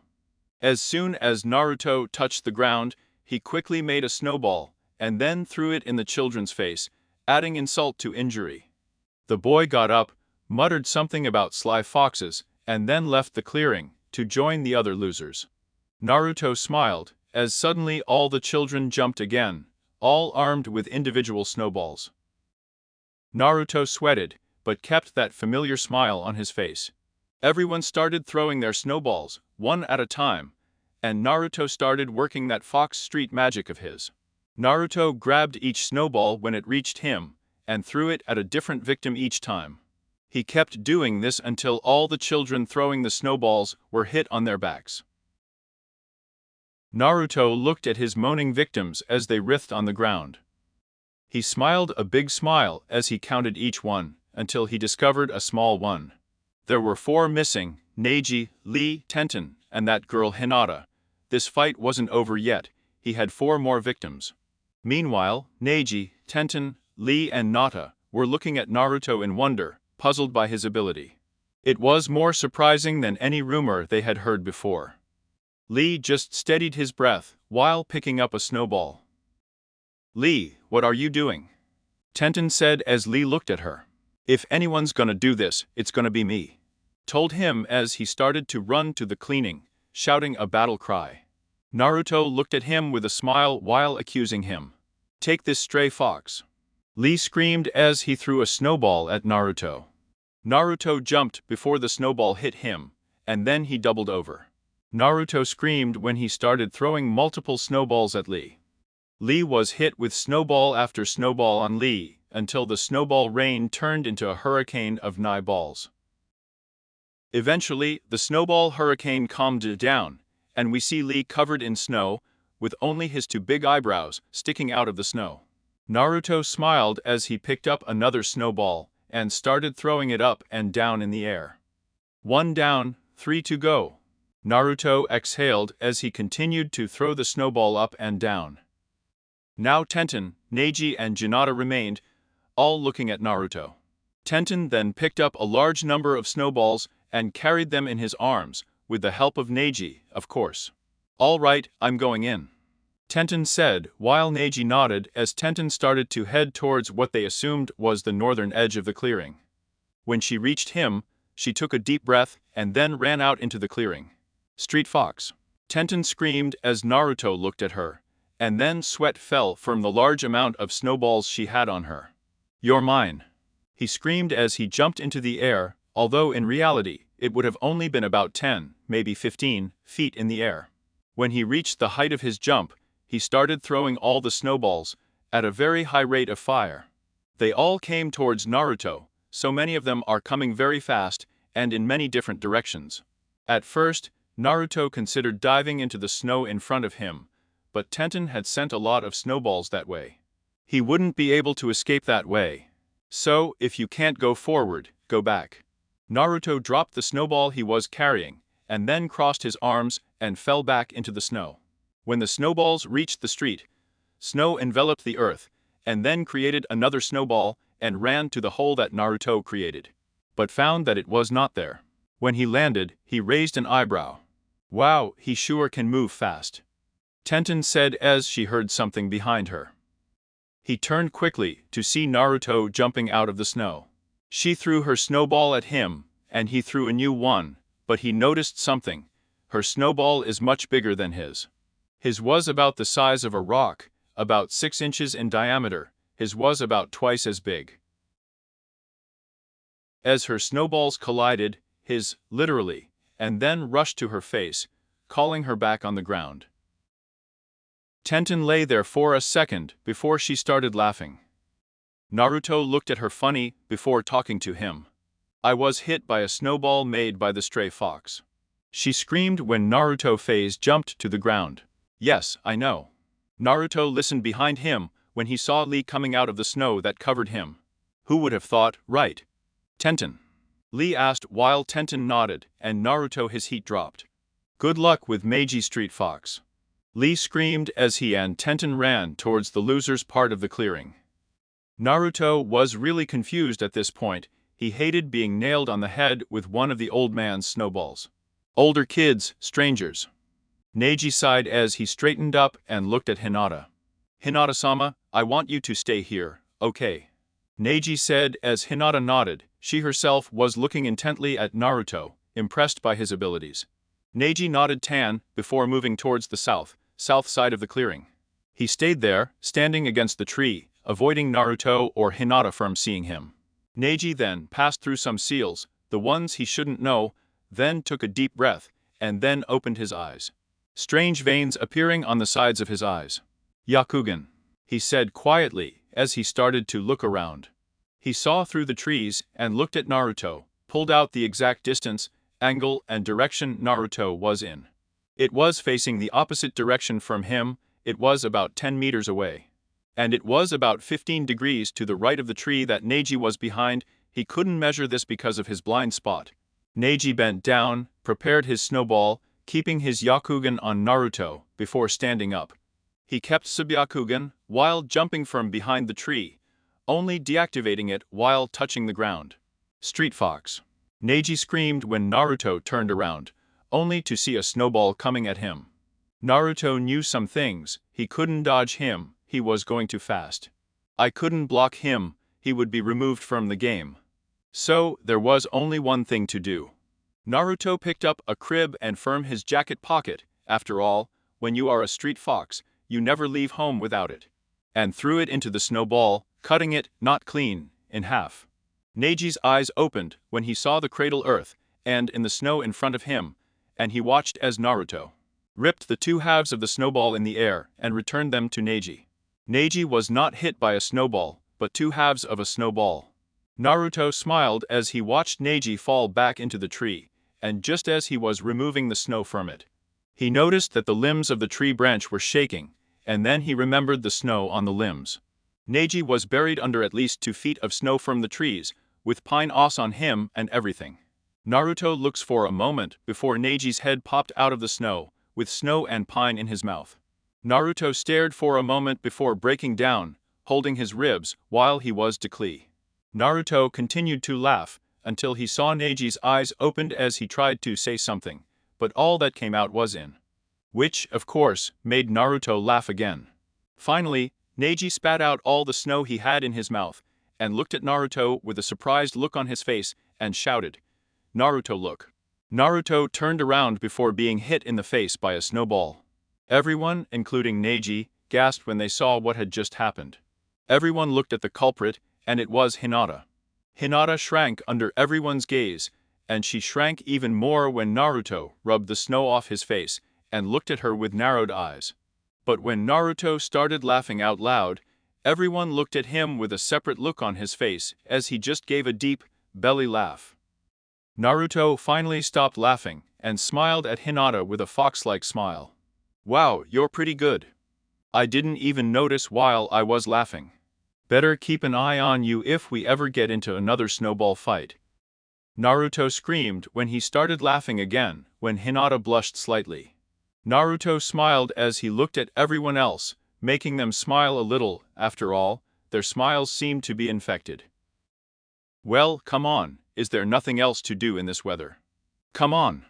Naruto screamed as the other kids got up and ran towards the clearing, and started playing a bunch of other winter games. Winter games like building snow forts, making snow angels, and building snowmen, so Naruto was at first excited. At first thinking that they would be making man with snow, only to be disappointed when he was wrong. But finally, the sun began to go down below the hills. All the children started to go home, and Naruto returned to his hiding place. Naruto got into his tent, after relighting the fire, and peeling off some of the jackets that sat in the tent. He looked around and saw the snow melting. Before, Naruto would have loved the fact that the snow was melting, but... Man, the snow is melting, Naruto groaned as he lay down. Oh well, I'll have to wait for the next one. Naruto screamed while laughing before going to sleep. While the kids were building their snowman, Tenten reached into his pocket and pulled out an old rusty ninja headband. Hey guys, let's put this on him. She screamed when all the children agreed. They put Hinata on Neji's shoulders and made her bound. And when he finished, the snowman began to shake, his round bottom turned into legs, his charcoal eyes and mouth turned into regular eyes and mouth, and his button nose turned into a nose. The children looked at him for a moment as he slid away before smiling. To live was all that came out before a loud boom echoed in the area, and the snowman's head blew to pieces. The children jumped back before looking in the direction of a man, holding a long metal object that had a hole at the end that he was smoking. He was wearing ninja clothes, a ninja mask and an unmarked headband. The only thing I could identify him was a big, golden one on his chest. Well, that copyright infringement is gone. The man with him said it when he noticed the children looking at him. Well, enjoy the rest of the story I wrote for you kids. The man with him said it as he suddenly disappeared. Obvian dragon. It may be cold-blooded, but it was fun. I understand, yes, thank you. Hinata has possibilities in the future. Chapter 8: The Uchiha Massacre. Clash with Itachi. About a year later, it was almost a year after the snowball fight between Naruto and his Street Fox fan club. Many people in Konoha would tell you that during that time, well, not only has the amount of items being stolen by the stray fox has increased, but his escape rate was reaching UX. This was for two reasons. Firstly, he was apparently getting faster, although not to the point that he could escape the best low-ranked Chunin or Jonin. There was a second reason. That reason was slowly but surely unfolding on the streets of Konoha. We go to the local market area, to the butcher shop, a common place for the street fox to steal, and we see a girl, who looks to be about 4 years old, with blonde hair that falls to her shoulders, entering the butcher shop, wearing only rags and a blanket over her shoulder. She was crying, and many of the customers, and even managers and employees, approached her. The manager approached the girl and knelt down at her level. Now girl, why are you crying? She said as the girl sniffed and looked at her level, a lot of tears in her eyes. My mommy will go to dad, and they left me. She said when she started sobbing again, and many of the customers started crying. Said they didn't want me. She screamed as many of the women in the store started crying openly. Then why don't you go to the orphanage girl? Said the manager when he started to break up. Said they couldn't be careful of. They said they couldn't stand my snows. She cried out sobbing and sniffling with every word, many of the customers, both male and female, openly crying at this time. The girl took off the blanket and spread it out. Please, would you give me such a quick meal, am I hungry? She said tearfully as the manager began to wipe the tears from her eyes. Sorry girl, I can't give free food, he said when the girl began to cry again. Then, suddenly, one of the customers dropped a piece of meat on the blanket. Then we'll pay. The customer screamed as many agreed with her, tears in all her eyes. One buys one, each customer dropped a piece of meat on the girl's blanket. When each piece of encounter entered the blanket, the girl's eyes began to shine.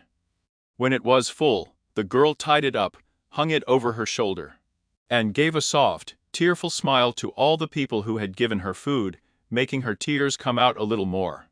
Thank you, everyone, he said when he started dating. Thank you for your kindness, he said when he left the butcher shop and entered an alley. While walking, he kept smiling that gentle smile.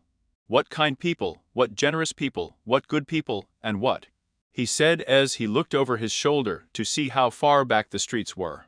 When she saw that she was far enough away, her little one turned into a familiar foxy family. What a sax! She screamed as a cloud of smoke surrounded her. When the smoke cleared, we see a blonde ninja, Willy, crafty in training, standing there. His fox-like smile plastered over his face as he stood there. Naruto's outfit had been the same as a year ago, however, it had become a bit like him, but he was still hung up on it. His blonde hair was a bit long and indonite, but Naruto thought that it added to his image as a street fox. And the blanket that had been thrown over his shoulder was now a complete burlap sack. Naruto laughed as he walked through the alleys, since he had taken down that jutsu transformation. That he had been able to steal more easily than ever. In fact, it all started the day after the snowball fight. Well, I could tell you about that, but let me show you instead. The flashback: Naruto was sitting in his place in class like he did every day. His teachers were a little late today, so he and his classmates sat there, some of them talking to each other. Everyone talked and waited for several minutes before Iruka and Mizuki appeared, smile on his face. They began to take on the role, and when they finished, they looked at the class. "Good morning, class," they said with the smiles on their faces. "Good morning, Iruka-sensei, Mizuki-sensei," the whole class said, although in different tones, in unison. "All right, class, we want you to get your books out," Iruka said, while the whole class groaned and took out their books. "And now we want you to throw them into the center of the room," Mizuki said as everyone looked at him with a surprised look. "Go ahead, do it," she said with emotion. That a large part of the class started throwing their books to the center of the room. Some enjoy it more than others. "Now, do you know why we had to do this?" Mizuki asked as the whole class shook their heads.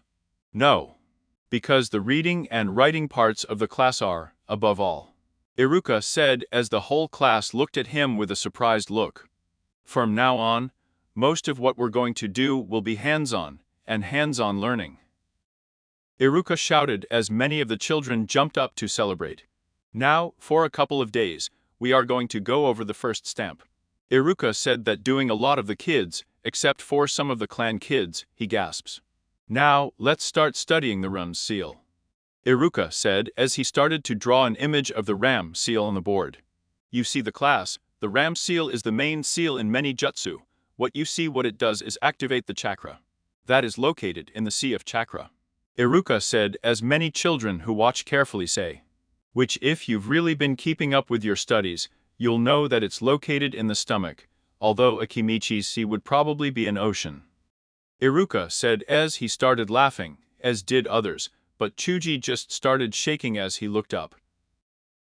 "We're not fat," Chuji shouted as many were looking at him with a strange look. "We're chubby," he screamed as he punched his fist in the air. "Have you made Kimichi-san?" Mizuki said as Chuji sat down at his desk and momentarily said something about chubby people. "Anyway," Iruka said as everyone's attention returned to the front. "As I said, the Ram seal stimulates the chakra in the sea of chakra, and then allows the user, granted that they have enough chakra control, to use it on any part of the body or in any jutsu. In fact, every jutsu we will teach you for the next few years will involve the Ram seal," Iruka said as everyone nodded. "Now, we're going to go over this for a couple of days before we test the stamp, so let's get to work." Iruka said that a lot of the class moaned. "I should have known that the stupid reading and writing was not over yet." A couple of boring days later was 2 days later, and the first thing the kids did after it was called was to go out to the academy's training ground, where you could see trees with targets and rings all over the field. Iruka and Mizuki parted in front of the group with smiles on their faces. "All right now, class, we will see if these last 2 days have been fruitful for all of you," Iruka said while Mizuki nodded. "We are going to call you, one by one, and see if you can get to your chakra," Iruka said while Mizuki nodded again. "Not only that, but if you can summon your chakra, I will measure it," Mizuki said. Many of the children were bouncing around with excitement. "All right then, Shino bore me, please say," Mizuki said when Shino appeared. The rest of the class went in the same direction. The children approached in alphabetical order. All the children of the clan who went were able to extract their chakra, taking the main ones like the Sasuke Uchijin Nata Yuga. Just a few seconds to gather it, while taking Shino Aburame, Shikamaru Nara, and Shuji Kimichi about half a minute. It took other members of the clan and the house, like Kiba Inuzuka, and Sakura Haruno a few minutes to get her chakra out. Because chakra training is not exactly on the list of their clans. Ino Yamanaka hadn't left, but they expected her to do very well. But at this moment, it was a turn of a certain Zoro Street. Naruto Uzumaki. Iruka said dryly as Naruto stepped forward with a nervous look on his face. Please make the Ramus stamp does your chakra. Iruka said, once again in a dry tone. Naruto nodded as he made the ram seal and started focusing on his stomach. He stayed there, in the same position, for 10 whole minutes. He could hear a lot of the kids laughing behind his back, not only that, but he could also hear his teachers doing the same right in front of him. After another 5 minutes, Iruka took a step towards Fuart with a funny look on his face. All right, Uzumaki, you can stop now, don't worry about that, Iruka said as Mizuki grabbed his shoulder. What is Mizuki-sensei? Iruka asked as Mizuki simply pointed towards the ground Naruto was standing on. Iruka looked, and his eyes opened to what he saw. There were small circles of dust around Naruto's feet. And there were also rocks jumping on the ground. Naruto grounded his teeth and tensed his body as he started to focus even more on his stomach, and then it happened. Cursed with blue chakra, bigger than all the other children, began to surround Naruto, causing the dust to activate in some of the others' eyes. Naruto finally opened his own eyes and looked with great emotion at the chakra that was enclosing him, while Mizuki and Iruka stood on the side looking at the chakra strands. Mizuki, what level of chakra is he? Iruka asked as Mizuki swallowed a lump in her throat. It's at least mid-chunin, he said as Iruka just looked at Naruto. Oh, Iruka said as he started to feel like he was going to faint. Since then, Naruto has been doing laps at the academy, has been practicing using his throwing weapons, and has been learning more about chakra. Now one may wonder why Naruto doesn't do this all the time well. So, from time to time, Naruto will not use the transformation jutsu, and just manifesting his would-be receivers like the old days. After all, he needed his exercise. It was the weekend now, Saturday to be precise, and that meant there was no academy today. However, children could come to the academy and use some of the facilities over there to practice. Naruto chose not to, for two very obvious reasons. One, had better things to do with their time, like getting food and water. And two, they would keep him from moving within 20 feet of it. I think they're embarrassed enough by me already, they don't need me to get better. Naruto thought as a boastful smile came to his face. Naruto finally arrived at his hiding place, which over the years had not changed too much, barely even at all. The only notable things were the pile of rotting meat in one corner, which had rats picking it up. Too bad, that stack already went wrong, oh well. Naruto said as he walked to a clean corner and placed the meat there, and also put some mouse traps, stolen from a store, around the meat, that he would let the rats eat as soon as it went wrong. I guess I'll have some beef with chicken and fish. Naruto said that as he pointed out each item, the beef in the pile he just received, the chicken that was roasting over the fire. Remember Fox in the holo? Hehe, and the fish I hadn't cleaned and shredded yet. Naruto walked over to the store, and on one side there were piles of shuriken, kunajin and near. He picked up a nice sharp kunai and walked towards the fish.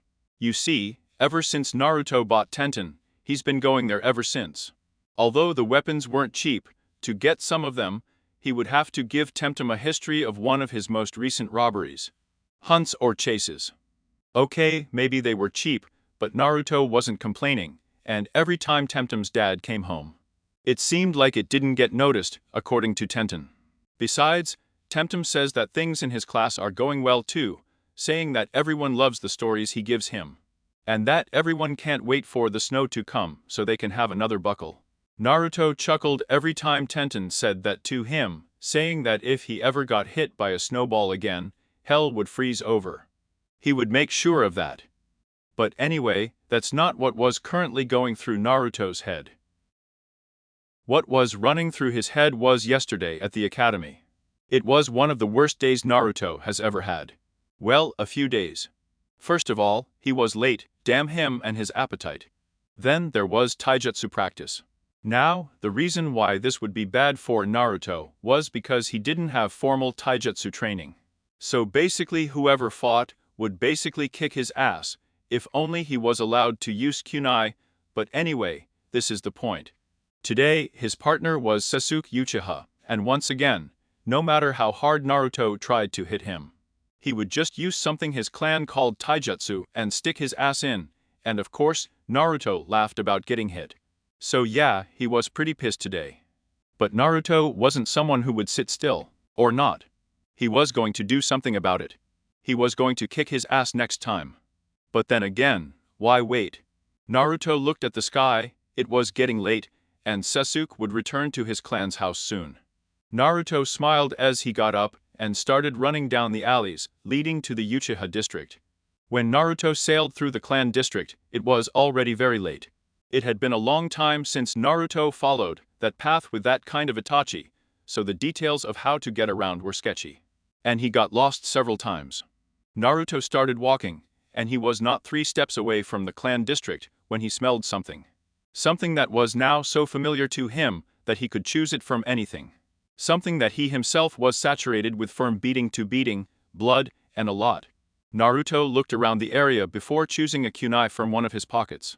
He ran up against a wall and started sneaking around the area, something that became instinct for him.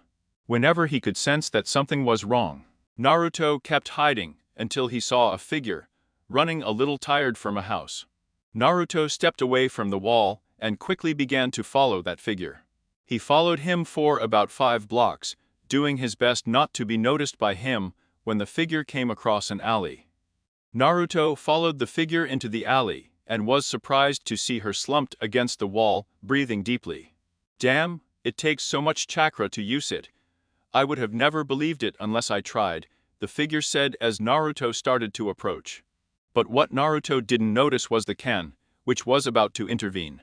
The crushed can was clanging as the figurines instantly turned to Naruto, and the face of the figure was one that Naruto didn't expect to see.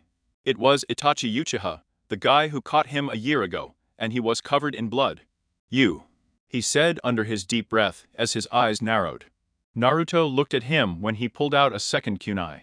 "What the hell are you doing?" Naruto asked as Itachi let out a slightly amused laugh. "I could very well ask you the same thing, holding up a gun to me," he said as Naruto growled at him. "But to answer your question, just look around, all this was my doing." Itachi muttered. Naruto's eyes flickered as he looked around at the immediate area, seeing all the corpses sliced open, bleeding profusely around him. "What? Are you crazy or something?" Naruto screamed as Itachi looked at him, eyes shared, that seemed to be fading fast. "I was just testing myself. I wanted to see what I could really do," Itachi said as he looked at Naruto with a calm look. An appearance that was betrayed by his eyes that showed only pure madness. "However, I'm wondering, given what you are, if you could provide me with a better proof," Itachi said as he put his sword back into its sheath. Naruto looked at Itachi with a look of courage, but inside he was starting to panic. "But I wouldn't let this idiot know." "Gee, which makes you think you can do a lot better against me and last time, boxer boy," Naruto said, his voice only shaking slightly. Itachi sent a grimace to Naruto, not wishing to recall that memory. But the grimace disappeared when he replaced it with his normal calm appearance. "Last time, I was depedated," Itachi said, as he took a small pill out of his bag. "It doesn't matter this time," Itachi said as he put the pill in his mouth and chewed it and swallowed it. Then, suddenly, Itachi's body seemed to expand a little, and the fading Sharingan was brought to full strength in his eyes. Itachi closed his eyes as he smiled. "Now get ready, the stray fox, get ready for the power of him," Itachi said as his eyes opened, revealing a shuriken spiral in his eyes. "Mangyo Sharingan. Tsukuyomi!" Itachi screamed as Naruto suddenly felt like he was leaving his body. Tsukuyomi in one time instantly Naruto was still in the clan district, but in the next, he got tied to a cross in some kind of red place, with red everywhere. Then, suddenly, Itachi appeared in front of him, his sword drawn and ready to attack. For the next 72 hours, I'm going to stab you in the liver. I hope you're ready for this, stray fox. Itachi said. Naruto closed his eyes, too afraid to see what was going to happen. But when the pain never came, he saw that Itachi was just standing there, fear in his eyes, as he looked at something behind Naruto. Although Naruto didn't know about it, so he just thought I was afraid of him. Oh, look at this, you're scared of him. Well, you should be. He would muck the floor with you if I didn't get tied to this damn cross. Naruto kept talking, even though Itachi wasn't paying attention. What Itachi was paying attention to was the chakra that was filtered into the dimension. It was an orange, in fact, it was his color that made him not notice it soon. Chakra began to solidify, becoming the giant gate that was formed. The chakra shot out of the cage, and grabbed Itachi's leg, pulling him to the ground. And then passed through the cross that Naruto was trapped to, much to Naruto's chagrin. You dragged me here and now you're just going to run away. You're a character. Picked up by said claw. Destroying this brat's mind, it's me, the fox said in a truly poisonous tone, before licking his abilities. Although I must say 6 years without a single interaction with anything else, has made hungry for more than just company. Said the fox as Itachi's eyes widen a lot with a great fear as Uchiha brings his hands together, trying to treat his chakra despite the eyes. And now they referred to the eyes, and now the pain, and now the pain, and now the eyes. And now they refer to the eyes, and they will the eyes, and they refer, eat serve as my first meal in years. Said the great demon fox as his jaws opened. The demon fox was simply throwing Itachi's body down his throat. Dispel. Itachi screamed all the way into Kyuubi's jaws, which in the next moment closed. All I could say about it, Itachi stood up again, fell to his knees, and threw blood and digested food all over the floor. Itachi said he used the remaining chakra that was given to him by the pill he took, and ran away. Me, Naruto said as he started to sweat. I'm getting out of here. I don't have all day. I want to see what the big street fox is made of. You got me? On the floor. Finally, the entire strands of chakra began to fly around Naruto, to the point where dust covered the entire area. When the dust cleared, the kids looked to see Naruto standing straight, looking in the direction of Iruka and Mizuki, who weren't wearing their normal clothes. Iruka and Mizuki were wearing this strange armor, with these big shoulder pads on them. He didn't need to go any further, and Mizuki was wearing this strange device that was over his left eye. Mizuki. Iruka said as he turned to Mizuki. What does the scooter say about its power level? Iruka screamed when Mizuki removed the scooter from his eye and held it in his left hand. Are more than 9,000. Mizuki screamed as she crushed the scooter into pieces. Then 9, Iruka shouted. Rasengan 86, well, I thought that since Naruto and Kyuubi's minds are linked, I should be able to interfere with that kind of thing. Man 180, think about it, he was basically tied to the cross, so since the K was way behind him, I wouldn't be able to see him. Fiction Rare 98, you quickly realize. And yes, you're partially correct. The Konoha Council will find a way to use this against Naruto. 1 step forward, 2 steps back. I would say that right now it would be difficult for Naruto to gain control at this point, especially considering all the times Naruto has come into contact with Kyuubi's chakra. Actually, Itachi came out of it after the first bite, as Itachi was consciously trying to break the genjutsu, and with the combination of the large amount of pain inflicted by the bite, it would have caused the general collapse of the genjutsu. Akatetsu, well, you forget that such a thing is impossible unless they are a boy, but once Naruto becomes a girl, well, I will consider it. Chapter 9 1 step forward, 2 steps back, that Sarutobi from the evening council meeting room, as well as many other Konoha council members went patiently, or in the case of Inuzuka's representative impatiently, waiting for Fugaku Yukia's arrival because they couldn't start a meeting without him. The meeting, everyone expected, would be about the amount of ninja in Konoha, the state of Konoha versus the rest of the shinobi world, the population of Konoha, and would somehow work on crime, which would eventually lead to a discussion about Naruto. Sarutobi, despite how grim the situation was every time Naruto walked down the sidewalk, was beside himself with amusement. Seeing how he could ruffle the feathers of most of Konoha's clan heads so easily. He knew, however, that as long as nothing huge happened, Naruto would remain safe. However, it would seem, irony, it would come into play tonight. As they sat patiently, a group of Ambu bumped into the room, surprising many of the council members and making Sarutobi jump a little. Whoa, hold fea. I can't just go to a meeting like that. Tsum started screaming as the Anbu ran straight for the Hokage elder and stopped right in front of him. Hokage-sama, the Uchiha clan have been killed. The Anbu shouted, effectively shutting down Tsum's rant about respect and causing many of the council members to whisper to each other. We have already sent several Anbu squads to search for possible suspects from the city. The Anbu said the majority of the council was still whispering. Everyone knew what this could mean. After all, there were very few with the power to kill an entire clan. Many thought that maybe Orochimaru had returned. In fact, it was that thought that was running through Sarutobi's head, making him feel more tense than he had been. No. Not since the night he confronted Orochimaru in his lab and discovered. The old man shook his head, trying to get rid of such vile images, and turned to the Anbu captain of that group, knowing that he perhaps knew of Orochimaru's style of assassination. Tell me, they were disfigured anyway. In addition to the normal weapon or the jutsu damage. Sarutobi asked as the captain of Anbu shook his head no, causing great relief not only in Sarutobi, but in many of the heads of the clan. So tell me, how were they assassin? Sarutobi asked as the Anbu captain sighed. In short, they were all sliced. We found only one survivor, the captain of Anbu said while shaking his head. He was Sasuke Uchiha, Itachi-sama's younger brother. He said, relieving many clan heads, relieved to know that there were still Uchiha in Konoha.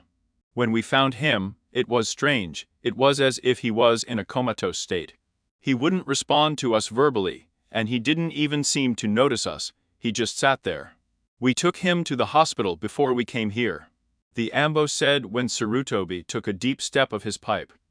That would mean that the one who did the murders had a great mastery of genjutsu to do such harm, Sarutobi told himself, as he looked towards the Anbu. Speaking of Itachi, in contrast his body among the other corpses. Sarutobi asked as the Anbu simply shook its head. No. There is no Hokage-sama. Itachi-sama's body was not among the massacred of Uchiha, but we managed to find 2 clues. As to who may have done the murders, said the Anbu when everyone started to pay attention. First of all, we found a pool of blood, and a trail of blood leading out of Anna J. We presume it to be a Chiz-sin. Was no body near it, me in my alive somehow. Debussy-esque version, and notice I shake a bit. The next clue came from some station near the Uchiha district side, that a small beat of demonic chakra, and only for a second. To Sarutobi, I have a worried look on his face. Because of the before that, our resident demon-in-waiting has decided to destroy the Uchiha clan. One of the council members shouted, when others started shouting either agree or disagree. The Uchiha were one of our most powerful clans, they could not have been easily killed. If the Ambo felt the demonic chakra coming from his complex, then everything comes together in a nice little arc. The only thing we know that could possibly destroy an entire clan in one night is that little demon, a small Tsum said in a somewhat low tone, as Shikaku Nara lifted at his feet. What are you talking about? He's just a son. How could a child kill an entire clan? Shikaku replied to his fellow shinobi when Tsum turned to him. Don't you think it was possible that the whole time the demon was just taking his time, waiting for a moment, when he would see us completely vulnerable to his wrath? Said Tsum, sounding irritated, as she turned to Shibi Bormi. She said Shib looked at her before standing up. Also, the Ambu said that they only felt the chakra for a moment, and a small amount in that, if he really committed the crime. They would have felt a larger amount, for longer. After all, it would even take a demon a while before he could kill an entire clan. Moreover, the severe damage to Sasuke Uchiha could only have been done by a highly advanced genjutsu, one of which the child must know, or must be able to perform with his limited chakra control. Finally, the question of now must now be raised. The Uchiha do not weaken, or have not weakened, since the fox's initial attack. It seems peculiar that a clan, which is specializing in genjutsu, and the tiredness of Naruto Uzumaki as a fox-bearer is well known, would find itself the victim of even a surprise attack. At such a peak in its power. Shibi finished his statement, sitting as a small murmur throughout the room. In question was when a ninja representative stood up, drawing the attention of the council chamber. It could be that the fox had enough power, even while keeping it down, to kill the Uchiha. Let's not forget that not all family members are excellent ninjas, so we can't account for the mass numbers alone. It is possible that he got between the Uchiha and was left silent when he could, and that the large amount of energy that the An felt, that the child was forced to temporarily release his energy in order to survive. The only representative of the representative brought more bats into the chamber, Sarutobi taking a deep breath by taking a deep breath. The only person in the village with a known source of demonic chakras inside him, putting him as the only conscious person who has been there while the massacre would have taken place, Sarutobi thought, stroking his beard lightly as he was trying to think. Person we have who could inform us of what happened. A sigh escaped the old man's lips as he turned his attention back to the room. Whatever the case, we need to bring him in and find out what he knows. Sarutobi thought as he took whistles out loud, gaining the attention of the dispute council members. If all of you will be quiet, I would like to propose something. Sarutobi said. Most of the council fell silent when Sarutobi put a drag on his pipe. We'll bring Naruto here and interrogate. If everyone thinks they are so sure about this, we will ask Naruto himself. Sarutobi said while Sum was standing. All right, but it's not like we can ask, hey, did you murder an entire clan tonight, without expecting me to lie about it. Sum said that Sarutobi already feels in the concession at this point. We will take Ibiki-sana the image, she should be able to tell if she is lying or not. After all, it has never failed us before. Sarutobi said as everyone nodded. Sarutobi turned to the Anbu. I want you to bring Naruto Uzumaki alive. Physical harm to the child should be avoided if possible. Sarutobi said as the Anbu nodded before suddenly disappearing. Sarutobi sighed as he sat down, then looked at the council members. Now, the only thing left to do now is to wait for his return. Sarutobi said as the council members sat down and started waiting. The streets of Konoha, Naruto ran through the alleys of Konoha, ducking and dodging between alleys, at some point jumping into trash cans, to avoid an Anbu that was exploring the area. Naruto didn't know why these masked men were running around Konoha, but he could only guess that it had to do with Itachi killing his clan. Having been involved more than once in the loop that was crime, Naruto knew he probably wasn't going to be exactly in a good time if he was brought in, being the only living person to get out of the district and all. When Naruto saw that the streets were empty, he sneaked into the shadows of the street. He needed this street route to get to the alley that led directly to his, after all, the one normally hidden from the Uchiha district, was saturated with Anbu activity. Naruto was halfway down the block, when suddenly about 3 shadows appeared behind him. Naruto turned around to see 3 Anbu standing behind him. Everyone looked at him for a moment before most one took a step forward. Naruto Uzumaki, we are here to take you to the Hokage. The Anbu captain said as Naruto looked at him for a moment. Naruto remembered the time Itachi told him this, and it was better than expected, so Naruto nodded. That's when things got fucked up. 2 of the Anbu walked behind Naruto, one of them grabbing both arms and pulling them behind his back, while the other started to form seals. Wait, what the hell is this? Naruto screamed when the Anbu captain sighed.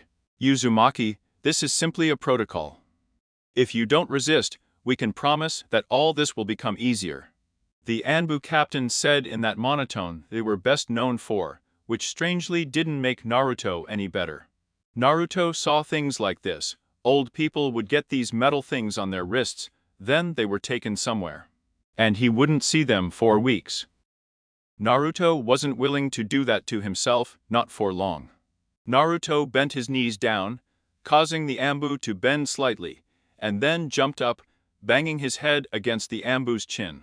A piece of ambu's mask broke off as he stumbled backwards. Naruto immediately took the opportunity to use his free hand to hit the other ambu who was holding him in the throat. The elite ninja was stunned by Naruto's sudden blow, and delivering the blow directly to the throat. With a small choking sound, the ambu let go of Naruto and put his hands on his neck. Naruto took the opportunity to run like hell after getting out of range. While watching Naruto run, the two Anbis who were not hit sighed as they looked at Naruto. "They always run," the Anbu captain said as the Anbu that they were hit, they rubbed their chin and neck lightly, nodding that they were fine once again. "All right, then let's go," he said while gesturing forward, and everyone started running. Meanwhile, Naruto was running down the street at breakneck speed, desperately trying to get away from the ambo. He looked back momentarily, and what he saw was my fighting. He saw the ambo behind him, quickly gaining on him. With their capes covering all the masks except their masks, it seemed like they were simply floating masks, chasing him with a black haze behind them. Naruto ran as fast as he could, despite his now 1.5 years in the academy, plus all those other years of running for his life. He couldn't shake them. Naruto finally decided that if he couldn't shake them by running, that maybe it would be better to find a suitable hiding place. Naruto made a quick turn into an alley, and the ambo followed. "Don't worry, sir, I know this part of the city. The kid is heading towards a dead end," one of the Anbu said when the leader simply looked at him with, the others assumed, a stern glare. They came across the alley and started running down towards the turn that would lead to the dead end. However, when they passed a certain point on the wall, it fell, revealing Naruto, who was standing behind an illusion cloth. "Neji-man was right, this would be useful," he said while looking at the illusion cloth that Neji hinted would be delivered to one of the shops in the city. Naruto started walking down the alley until he noticed something disturbing. There were masks, similar to those worn by the Anbu, hanging on the wall, or he thought they were hanging. "Very complicated street fox," said a voice coming from one of the masks.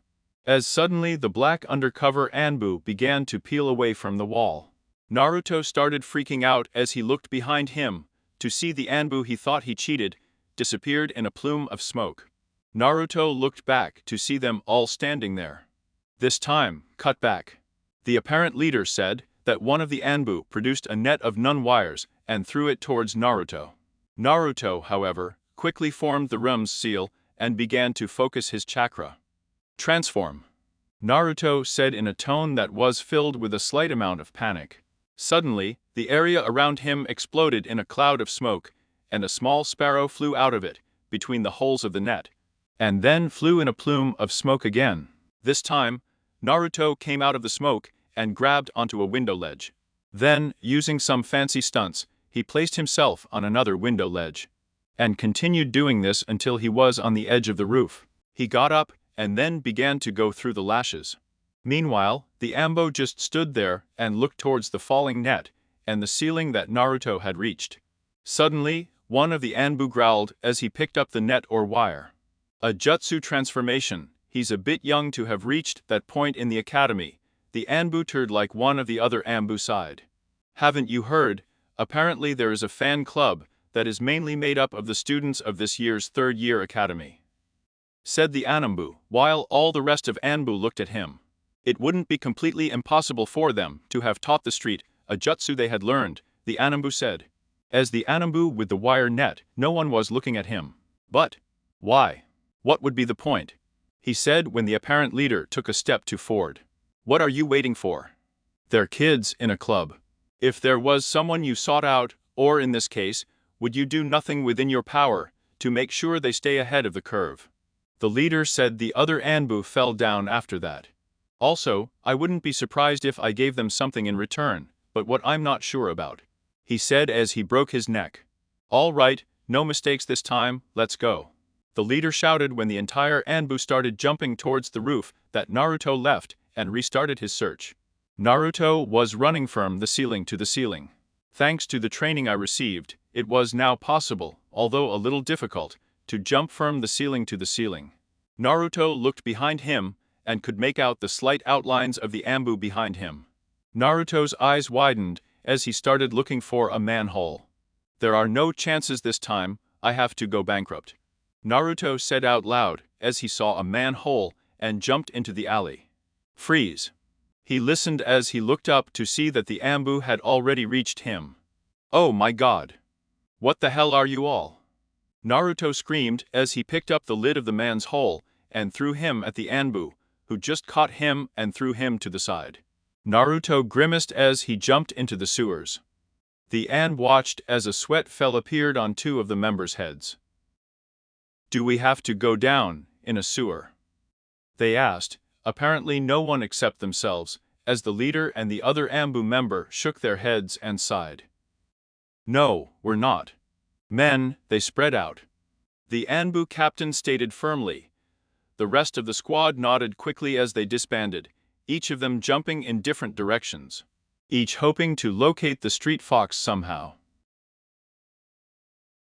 Meanwhile, Naruto was in the middle of his hiding place, quickly accumulating so many essentials that he could, in the short time possible. He did not wish to stay in one place for a long time. For a time, he had a time for it to be a little time. "I have to get out of this place before I end up finding it." And making his way to Naruto. Refusing to cooperate, "This will have to do," Naruto heard a voice say to the opening of his hiding place. Naruto squirmed to see one of the masked Anbu standing there. His hands remained on a seal. They then fell to his side as he approached and picked up Naruto. "You're pretty light, so then again, I guess it would be hard for you to be as acrobatic as you are if you were as heavy as the Akimichi," he asked as Naruto growled at him. Then, Naruto started to squirm, and even managed to hit the Anbu's head a couple of times. The Anbu, for its part, showed considerable restraint in dealing with Naruto, not a muttered word. As it began to advance towards the council meeting place, sending some clones to inform them of its success. Konoha Council Meeting Room. The Konoha Council members were sitting around waiting for the Anbu group to show up. Many of the council members were patient while they waited. Then, suddenly, the doors opened, and everyone looked towards the door with expectation, only to find Ibiki Morino and a purple-haired girl entering the room. Most of the council members simply sighed, although Tsume groaned loudly when Ibiki raised an eyebrow at the response to his arrival. "Wow, what a warm welcome," Ibiki said as she shrugged, walking to position herself next to Sarutobi, who was busying himself smoking his pipe. The people in the room would not stay waiting for long, as the minutes after Ibiki's arrival, the doors to the room slowly opened. "The second meeting in your life starts tonight, Miss Nai. Well, his skills with stealth, weapons, survival and traps are fine, but when it comes to ninjutsu, taijutsu, genjutsu, chakra control, and all the general knowledge of the ninja world, yeah, he's not so good."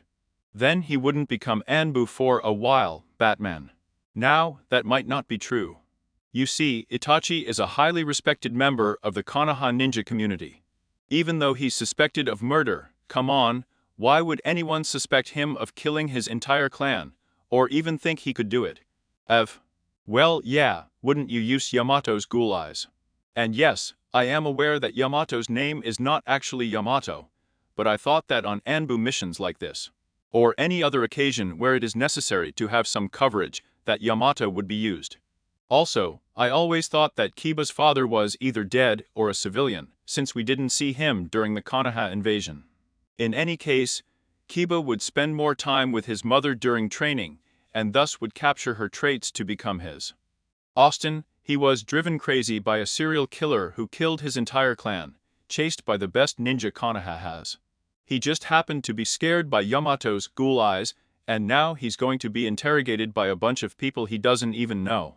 If I were him, I'd be terrified. Dragon Man 180, well, when you think about it, Naruto had an advantage over the Anbu. You see, the Anbu is always on missions to other countries, so they don't have the luxury of memorizing their own city for their uses. However, Naruto spends almost every day running around the place. setting traps, learning the terrain, etc. Then of course it would be awesome. However, think about what would have happened if Naruto wasn't in his own backyard. Fiction Reeler 98. Although he may be old enough to listen to himself and defend himself, he is still a child. He does not know all the tricks to keep calm during an event like this.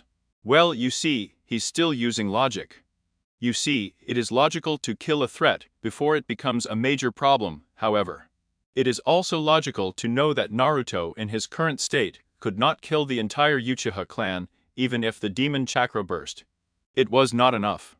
Now, yes, your fan club is a big help, but how useful will they be after this? Besides, Yamato was there when it happened, there's really no special reason. And do not forget that Ibiki is a professional. He will not change his decision exclusively based on his opinion about someone. I don't realize it. I will not sink to use cliches. I've said it many times before, now it's just giving me a headache. Well, that's out of the way now, let's move on to the next chapter of Naruto. Alone. Chapter 10. 1 step forward, 2 steps back, to the Konoha Council meeting room. The door started to open slowly as Anbu's group entered. Naruto hung his hands tied behind his back. Sarutobi blinked slightly as he looked at them. Was this really necessary? The elder Kage asked. The Ambo immediately nodded as they pushed the child into the room. He proved that he was quite troublesome when he had his hands free to perform jutsu and other tricks of his. Learning his hands would ensure he couldn't do too many things to try and escape again. We had originally tied him up completely. But once we got there it seemed enough to let him in. The Anbu stated that Sarutobi barely stopped himself from laughing under his breath as he was leaving the Anbu. All right, fired. Sarutobi said as the elite ninja group nodded and disappeared in an instant. Meanwhile, Naruto was even more scared than he had been an hour ago when that monster tried to do whatever he was. There were all these people here, some watching, while the others sent him glances. He was being restrained by what the Amble guy put on him, and the only person he knew in the whole room, the old man, didn't seem like he was doing much for him. Life really sucks right now, Naruto thought as after a minute, Naruto turned to look at Sarutobi, who had a serious look on his face right now. Sorry Naruto, but it has to be done like this, for a while anyway. Sarutobi said as Naruto nodded, not really knowing what he was talking about, but he did. Sarutobi then walked forward to face all the people, but Naruto didn't pay too much attention to them. What I was looking at now was the only man standing on the corner. The man had a scar on his face, and his headband was wrapped around his head like a handkerchief, and he was looking intently at the child. Naruto felt anxious about all these people. Then, Sarutobi said something that caught his ears and his attention immediately. This meeting will now come to order. Naruto Uzumaki should be questioned for possible involvement or knowledge about the events leading up to the Uchiha clan massacre. Sarutobi said as Naruto twisted his head directly towards them. What? What? Naruto screamed as everyone was looking at him. In fact, he has been brought here under the suspicions of having been near the site of the massacre. If he is not directly involved in the murders, one of the council members said when Sarutobi grimaced. I really wouldn't have chosen that set of words, I would at least try to put it a little thinner. Sarutobi looked at Naruto, who at this moment had an expression of fear, confusion and anger written all over his face. Sarutobi sighed as the council member continued. So, first things first, Naruto Uzumaki. Anyway, did he help or lead the mass murder of the Uchiha clan? The conceal asked as Naruto almost exploded. Hell no. Naruto screamed while Sarutobi sighed.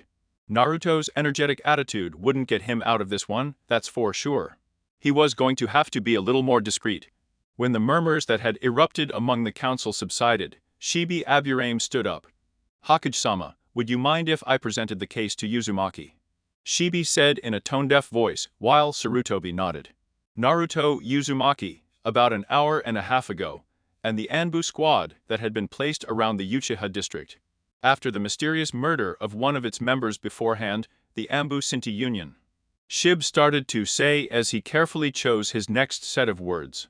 The strange chakra burst, for just a second, from the area.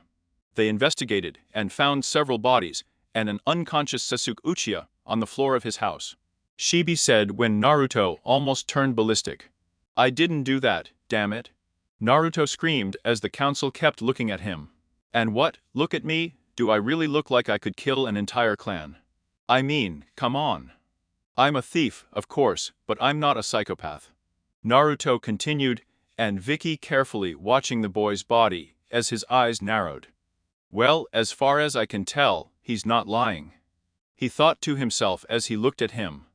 He is showing signs that could point to lying, but looking at the situation he is in now, they could be caused simply by being on edge. Ibiki's thoughts were silenced as Shib nodded. So, would you like to tell us your side of the story, Uzumaki? Shib asked when Naruto froze for a moment. He may be quite young, but even he knew that if he told them the whole story, these guys would nail it. Naruto swallowed a lump as he tried to steady his breath before starting his side of the story. Okay then, so you see, I was at my house, just cooking some food, Naruto said, trying not to give away too much about what he did. How he did it, and where he did it. When I decided to go visit a good friend of mine from the academy, Sasuke Uchiha, Naruto said as Iviki raised her head, raising her voice to get the camera's attention. That's a lie. The interrogator said as Naruto looked at him with wide eyes, and the council members started talking to each other. Naruto stared at the man for a while longer before a thought entered his mind. So what, can he read minds or something? Naruto questioned in his mind when Tsume Inuzuka pointed him out. I suggest you don't falsify the truth there. It makes you look really bad if you're already starting to lie to us. Tsume said when Naruto swallowed a huge lump in his throat. Well, okay then, I actually went to Uchiha district to fight with Sasuke Uchiha. Naruto said as murmurs erupted from the council members. Shibi was the only one among them who did not murmur to each other as usual. Once they calmed down, Shibi looked directly at Naruto. Tell us, Uzumaki, why would you want to start a fight with the Sasuke Uchiha?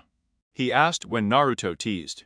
Because he always hits me directly in the fights at the academy, and he was so arrogant about it. I thought if I could get to him without him knowing I was close, then I could beat him. Naruto said as everyone quickly looked at Ibiki, who just nodded when Naruto finished.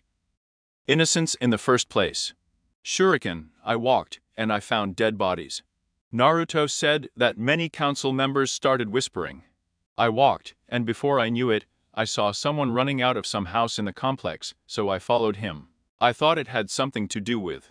Naruto said while everyone was looking at Ibuki, that he hadn't said after his first intervention. I was following him. That imbuke haunted me a couple of years ago, Itachi Uchiha. He said he massacred his clan, Naruto said, while all hell was breaking loose. What? One of the council members suddenly shouted, the whole room erupted in screams and curses. Itachi Uchiha is, or maybe was, one of the best ninja Konoha has ever produced. For him to commit such an atrocity, I can barely begin to swallow the notion. The council member shouted while others shouted the same message. Naruto jumped a little at the noise of the screams. Hey questioner, how about doing your job, and telling us whether or not this is Itone? He analyzed Naruto. The way such a statement might be true. This statement, and many reflecting on it, resonated throughout the chamber. Although as soon as it was said, and I saw who saw a glare, and a murderous intent from them, that even caused Naruto to tremble a little. Are they questioning my ability? He said in a low tone, as many of the council members were still silent. I am a professional, you all brought me here, I knew that I was doing my job, and I was doing my job, and I was doing my job. And I was doing my job well. Now you will take my opinion how he is or he will remain silent. But I will not question my trade in such an insulting way, he said as the council chamber quickly calmed down again. The council members immediately cooling down as the meeting continued. Well then, you honestly expect us to believe that Itachi-san could have massacred his entire clan? He asked them to do what had been rated by Ibiki. Capable of such an act, Now is it questionable